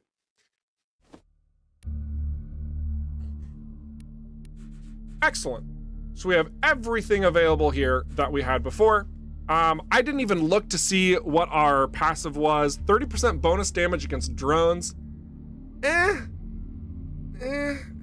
All right, that's fine. I should have checked that out before buying the ship itself. But otherwise, the gunship's unique expertise is that armor damage reduces damage. I said that weird. Armor damage reduction. So your armor basically has a similar effect that it had in EVERSPACE 1, where it straight up absorbs damage that it's taking. So gunship's all about dat armor bonus. Very, very good. All right, now let's go do some missions.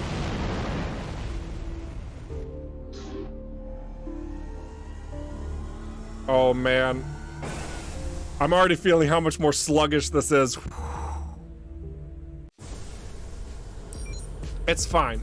It looks pretty good. Oh, we should have changed colors. What was I thinking, guys? What was I? Default colors? Boring. Actually, it does look nice though. I like that silver. I do like the silver, but should have changed it according to your guys' standards. Throw out some colors and I'll maybe add a splash or two whenever I get to another station. Judging by the music, it's the funk ship. Oh my gosh. It has to be somewhere around here. The signal must be weakened by something between us. Viper? Okay, good. Oh yeah, 4 beams. Ow, I could not dodge that missile at all. That's fine.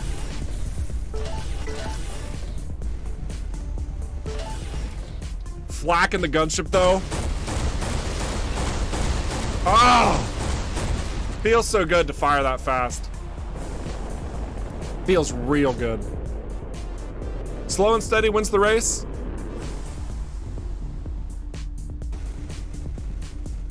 I mean, I'm not gonna say you're wrong.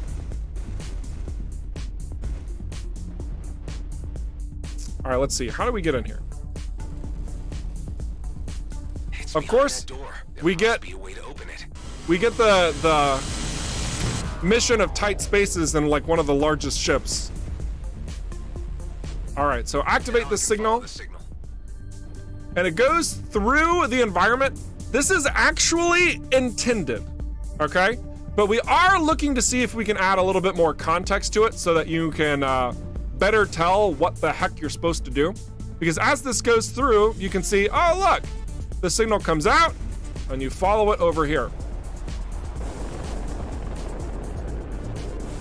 Oh, There it is. that was an easy one. Sometimes these can be real mean. Midnight, purple, and gold.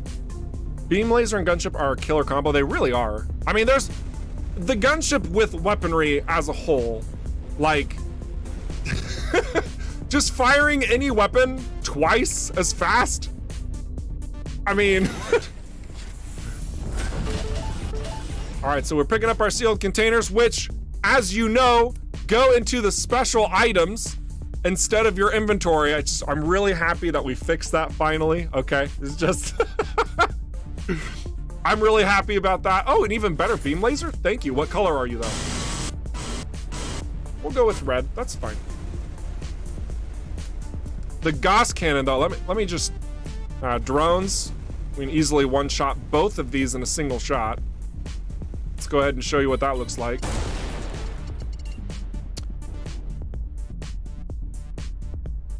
I'm upset. Anyway. Next location.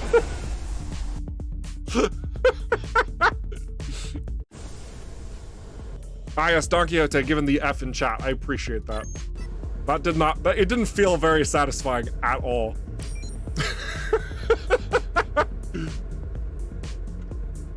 Are they adding ray tracing? Ray tracing is, oh my gosh, what's the, I'm gonna have to defer to how Michael words this because it's a very particular way to say it. In short, we have been experimenting with ray tracing, but it's not generally an overarching thing that we're gonna use to its maximum potential. So my apologies on not giving you the full answer, but Michael, the CEO of Rockfish Games, my boss, he should be able to pop in and say, yo, this is the deets. The question's over on YouTube. Signal seems to be blocked by some structure. But yeah, rest assured, we do have an official response towards that. I'm just blanking on it at the moment. Oh my gosh, this flat cannon though. Yeah, that feels good. That feels real good.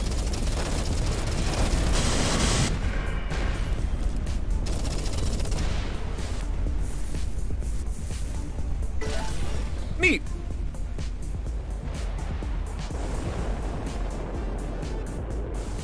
As if it doesn't look nice enough now.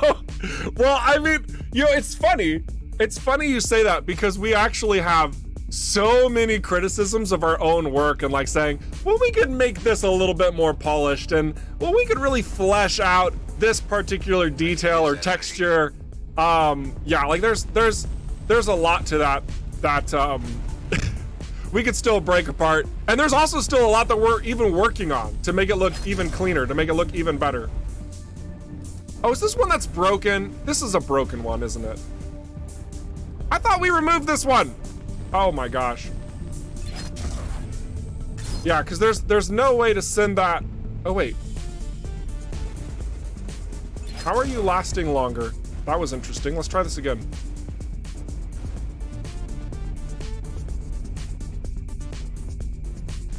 I feel like there's a way to do this.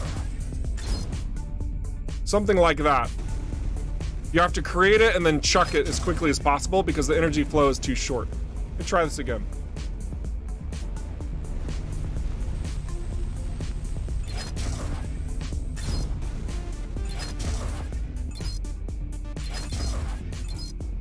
No. Oh, gosh dang it. We're gonna get this, dang it. Wait, now it's 8 seconds. Okay, so just screw everything I was doing in that. That was the bad representation of what was happening. Originally, it gave me 2 seconds, but I think that was part of like the bad situation that we had to fix before. I don't know why the first one was still 2 seconds. So we'll have to look into that one as well. But the 8 seconds is how long it's supposed to give you. And I guess you're also supposed to meant to like navigate through this, maybe? I don't know. You navigate it however you want. Gunship's too big for that. Whoo! I don't know why I was trying to throw. I guess I got distracted by it being so small at first. There we go. That's how the flak's supposed to operate. 1 shot, 3 drones, see you later. Oh my gosh. Goodness gravy. I feel challenged today.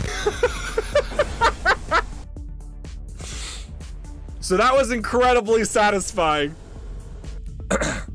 Put a sniper on a gunship, then fire without charging.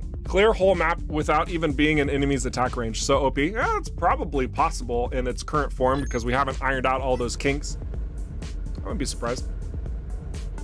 Okay, Michael has responded with the official ray tracing response. So I want to read this aloud. Michael, I really do appreciate you pulling that out of your handbook. You are awesome. He says, ray tracing doesn't add much to the experience in an open space game. So SSGI delivers great results at much less computing power. Ray tracing shadows could be nice, but they currently don't work with volume lighting in Unreal Engine 4. So there you go. And again, thank you so much for bringing that to the forefront, Michael. Yeah, because we've been doing a lot with the SSGI territory, if I recall correctly, and I've been producing some really cool new stuff with the light maps. The signal's different. The cargo could be inside a structure. So big shout out to Marco for plugging in a lot of that work.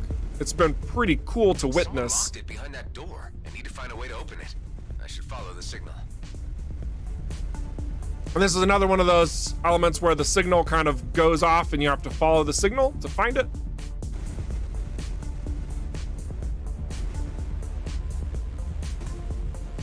There you are.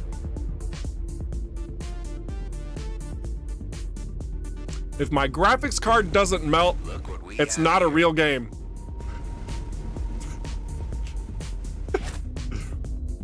I mean, I love that response. I'm not even gonna argue with that. Not even gonna argue with that.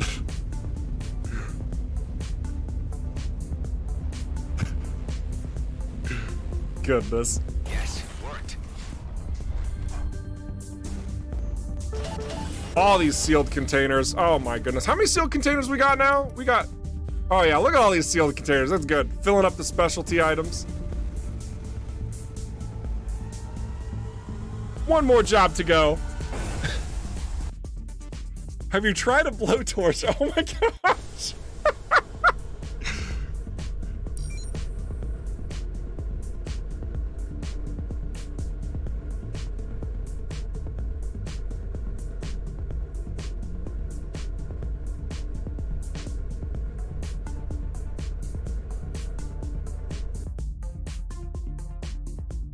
If your graphics card doesn't melt, your resolution is too low. Oh my gosh. You guys. You guys.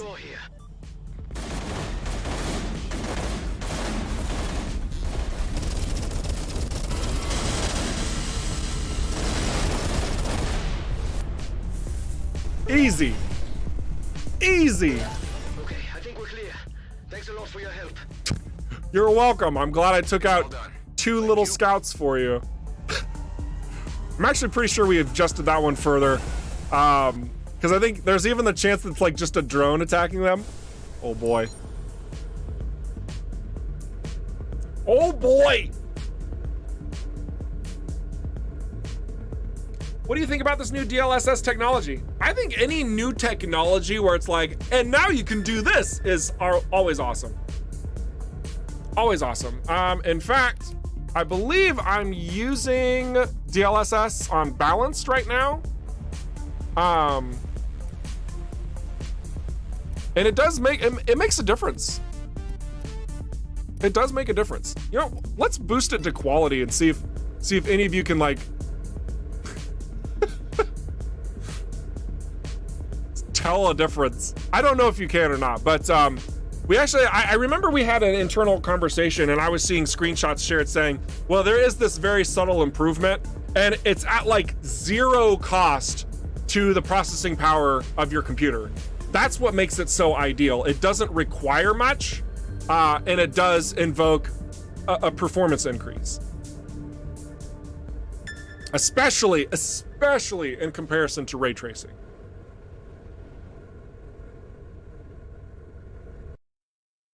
At least that's how I'm understanding it. That's how I'm understanding it.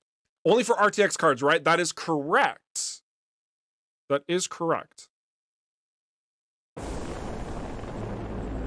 I don't care. Frames are always nice. Yes, frames are delicious. I just want a big box of frames. That's all I want.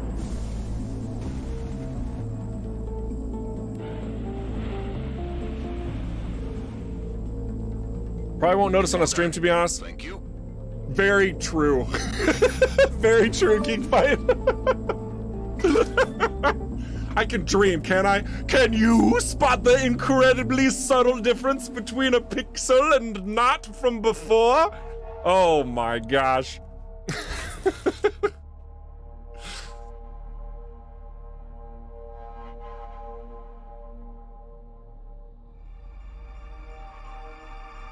Have a FedEx delivery of your frames. Did you order this? Yes, that's mine. Go ahead and send it on to me. I ordered the box of frames. Very good. Also, another power unit. Good. A little bit closer to autonomous cargo dispatcher. We need more. We need more. That feels right.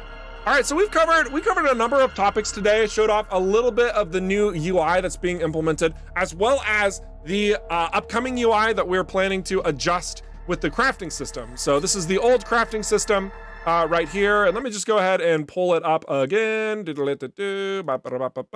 Push some buttons, squeak some things, go back to this. So this is what the new crafting system is scheduled to look like, so that we can just be a little bit more clear with what you're doing. And crafting data, again, that's just a change from crafting XP, just to make that more distinct from the experience that you're gaining to level up. So that's why that's separate. So you're still only having to create primary, secondary, and modules in the current version of our crafting system, but your rarities are out there, so you know exactly which one you're selecting, plus the weapons themselves. Plus you can even see this, I didn't talk about this last time, but this is the blueprint option, a new option here. There's a plus sign next to it. So you spend crafting data to open up the possibility to make that blueprint, and then you spend your crafting data to formulate that blueprint in its entirety. From there, then you take the crafting resources that you've been accumulating, specifically from salvaging other things, which they might be able to be found through other means. We haven't specified that in particular, and then you can create very specific items at specific tiers. Some of you are also looking at that legendary. This is still something that's up for debate. We're not sure if we're going to be able to craft legendaries or not. Same thing with like manufacturer items. We might do that, we might not. There's a lot of factors in there that we really have to cover and make sure feels good, feels right to the crafting system, and also works with the general gameplay loop of EVERSPACE too. So if it does feel right and feel like it makes sense, then you will see it. I'm not saying it won't. I'm just saying that these are points of conversation that we do have. And then there was also the question earlier in the stream about, what about these weapons having prefixes on them? Can we customize that through crafting? Well, I will say that we are not done yet with the opportunities through the crafting system. So I guess we'll have to wait and see together, because even I do not know the answer to that question. So there you go. Wonderful, wonderful, great, good times. And yeah, that's how that's all coming together. Also gonna sneak you this image just so you can see there are more missiles being worked on, which a lot of you know, but still, this is where we're at, like in our current build, still making more. We'll talk about more when the time is right. Lots and lots and lots of stuffs. I guess the last but not least thing to mention is Zarkov, and we're starting to actually have spots on the map. This image is incorrect. Some of you might have pointed out and like, that's another location. You're right, it's this one, right? No, it's this one right here, Avon Rest, and it's just duplicated over because it's a placeholder for now. But there will be more coming to Zarkov and everything that is in the near future. So look forward to our little trailer of Zarkov coming out later this month that we are working on. That should be a fun little time to have. And I want to make sure that you also get any of your last minute questions here answered. So in this last 7 minutes, ask me some questions. Maybe I can show you, I can swap some ships around or whatever. You want me to look at a specific item, be as pedantic as you want. I don't care. What are your thoughts? Are there any legendary weapons in the game yet? Technically, yes, but there's not supposed to be.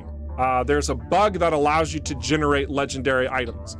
The legendaries, when they are officially created for the game, will have unique traits about them that really express their differences from the standard variant of which they come from.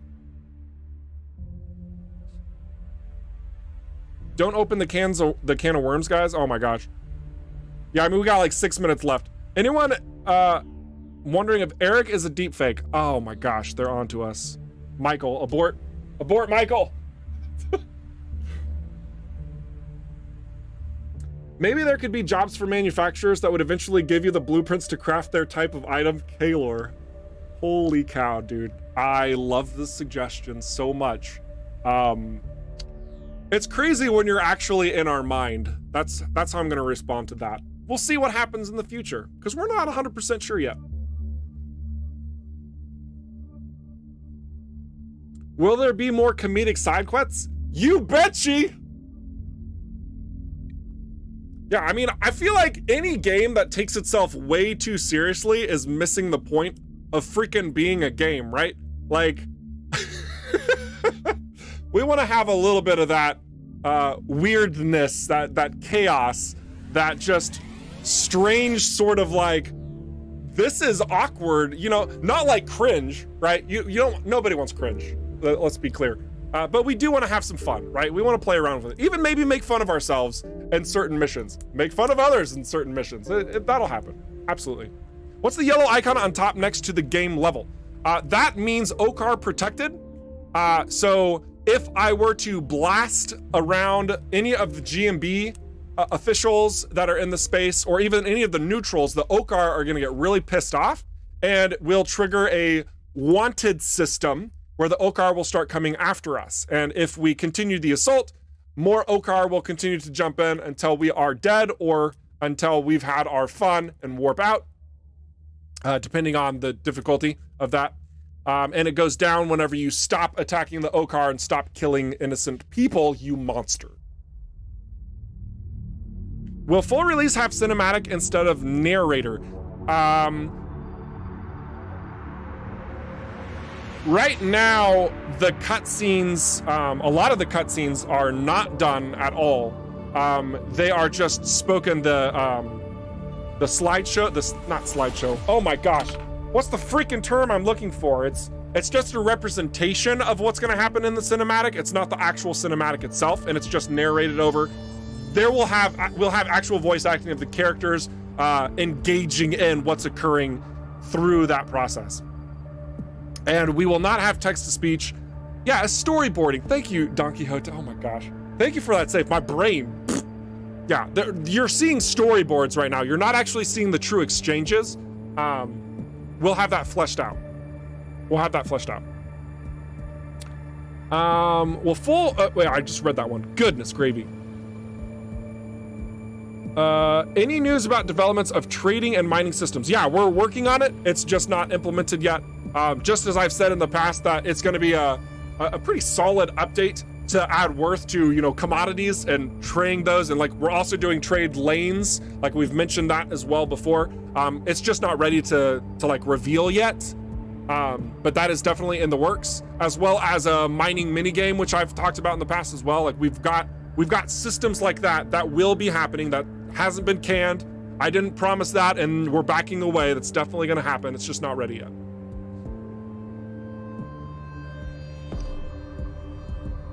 I've attacked Outlaw with OCAR around and nothing happened. That's because the OCAR do not like Outlaws, because Outlaws are not obeying the law. So the word outlaw, but no, that's working as intended. I promise. It's fine.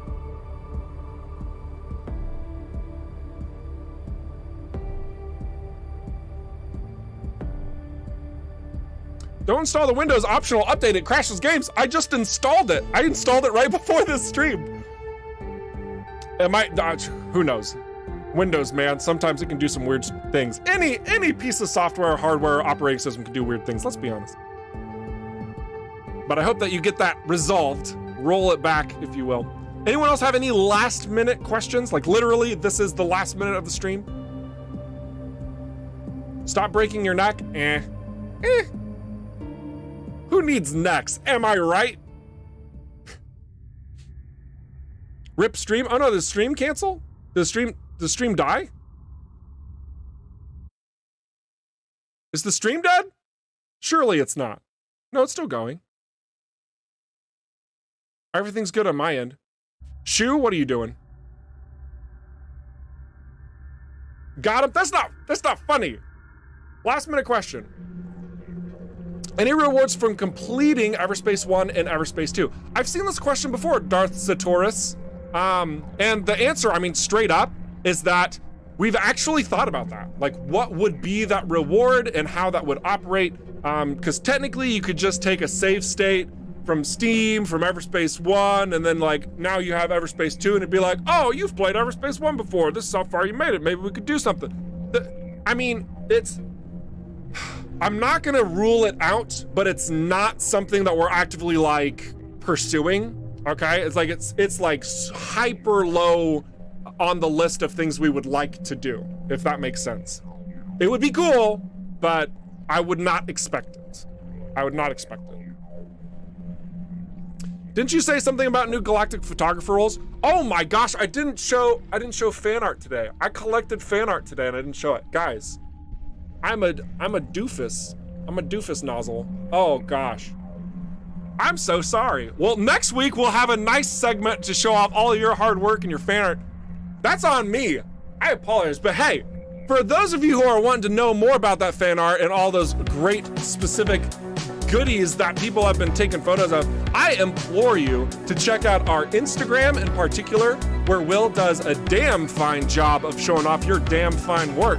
And we also have our Discord where we are in constant engagement with you guys, share memes, talk about things that aren't important at all, especially when it comes to the detail work of our game.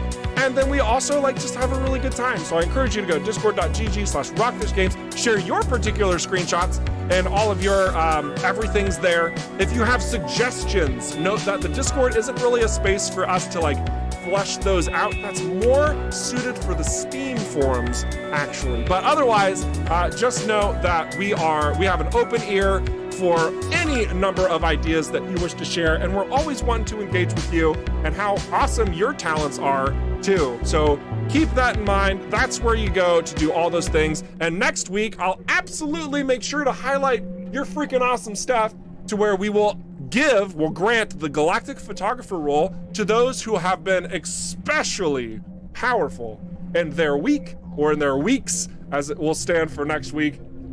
Just gives you a unique coloration in the Discord. I squeaked there. Unique coloration in the Discord, just to stand out amongst your peers and say, hey, I did a thing. Look at me. It's great. All right, guys, that's it for the stream. That's all of it. We're done. Everything is completed. So I forgot, I didn't even change the color. We'll save here. We'll save like right in space. Oh, that's the wrong button. Don't worry, that's not revealing anything. We've shown that before. But anyway, yeah, we'll start right here next time, and we'll do more stuff, and maybe we'll have some new cool things to talk about next week, as well as your fan art, because freaking I forgot about it this week. So that'll be great. All right, guys. You have been awesome. I've been Eric Schrader, your community ambassador for all things Everspace 2. Thank you so much for all of the questions today. You guys have been really cool. I know I got a little snarky in there, but you guys have been keeping it real. Really do appreciate that. So don't stop being awesome. We'll catch you next week. Toodles!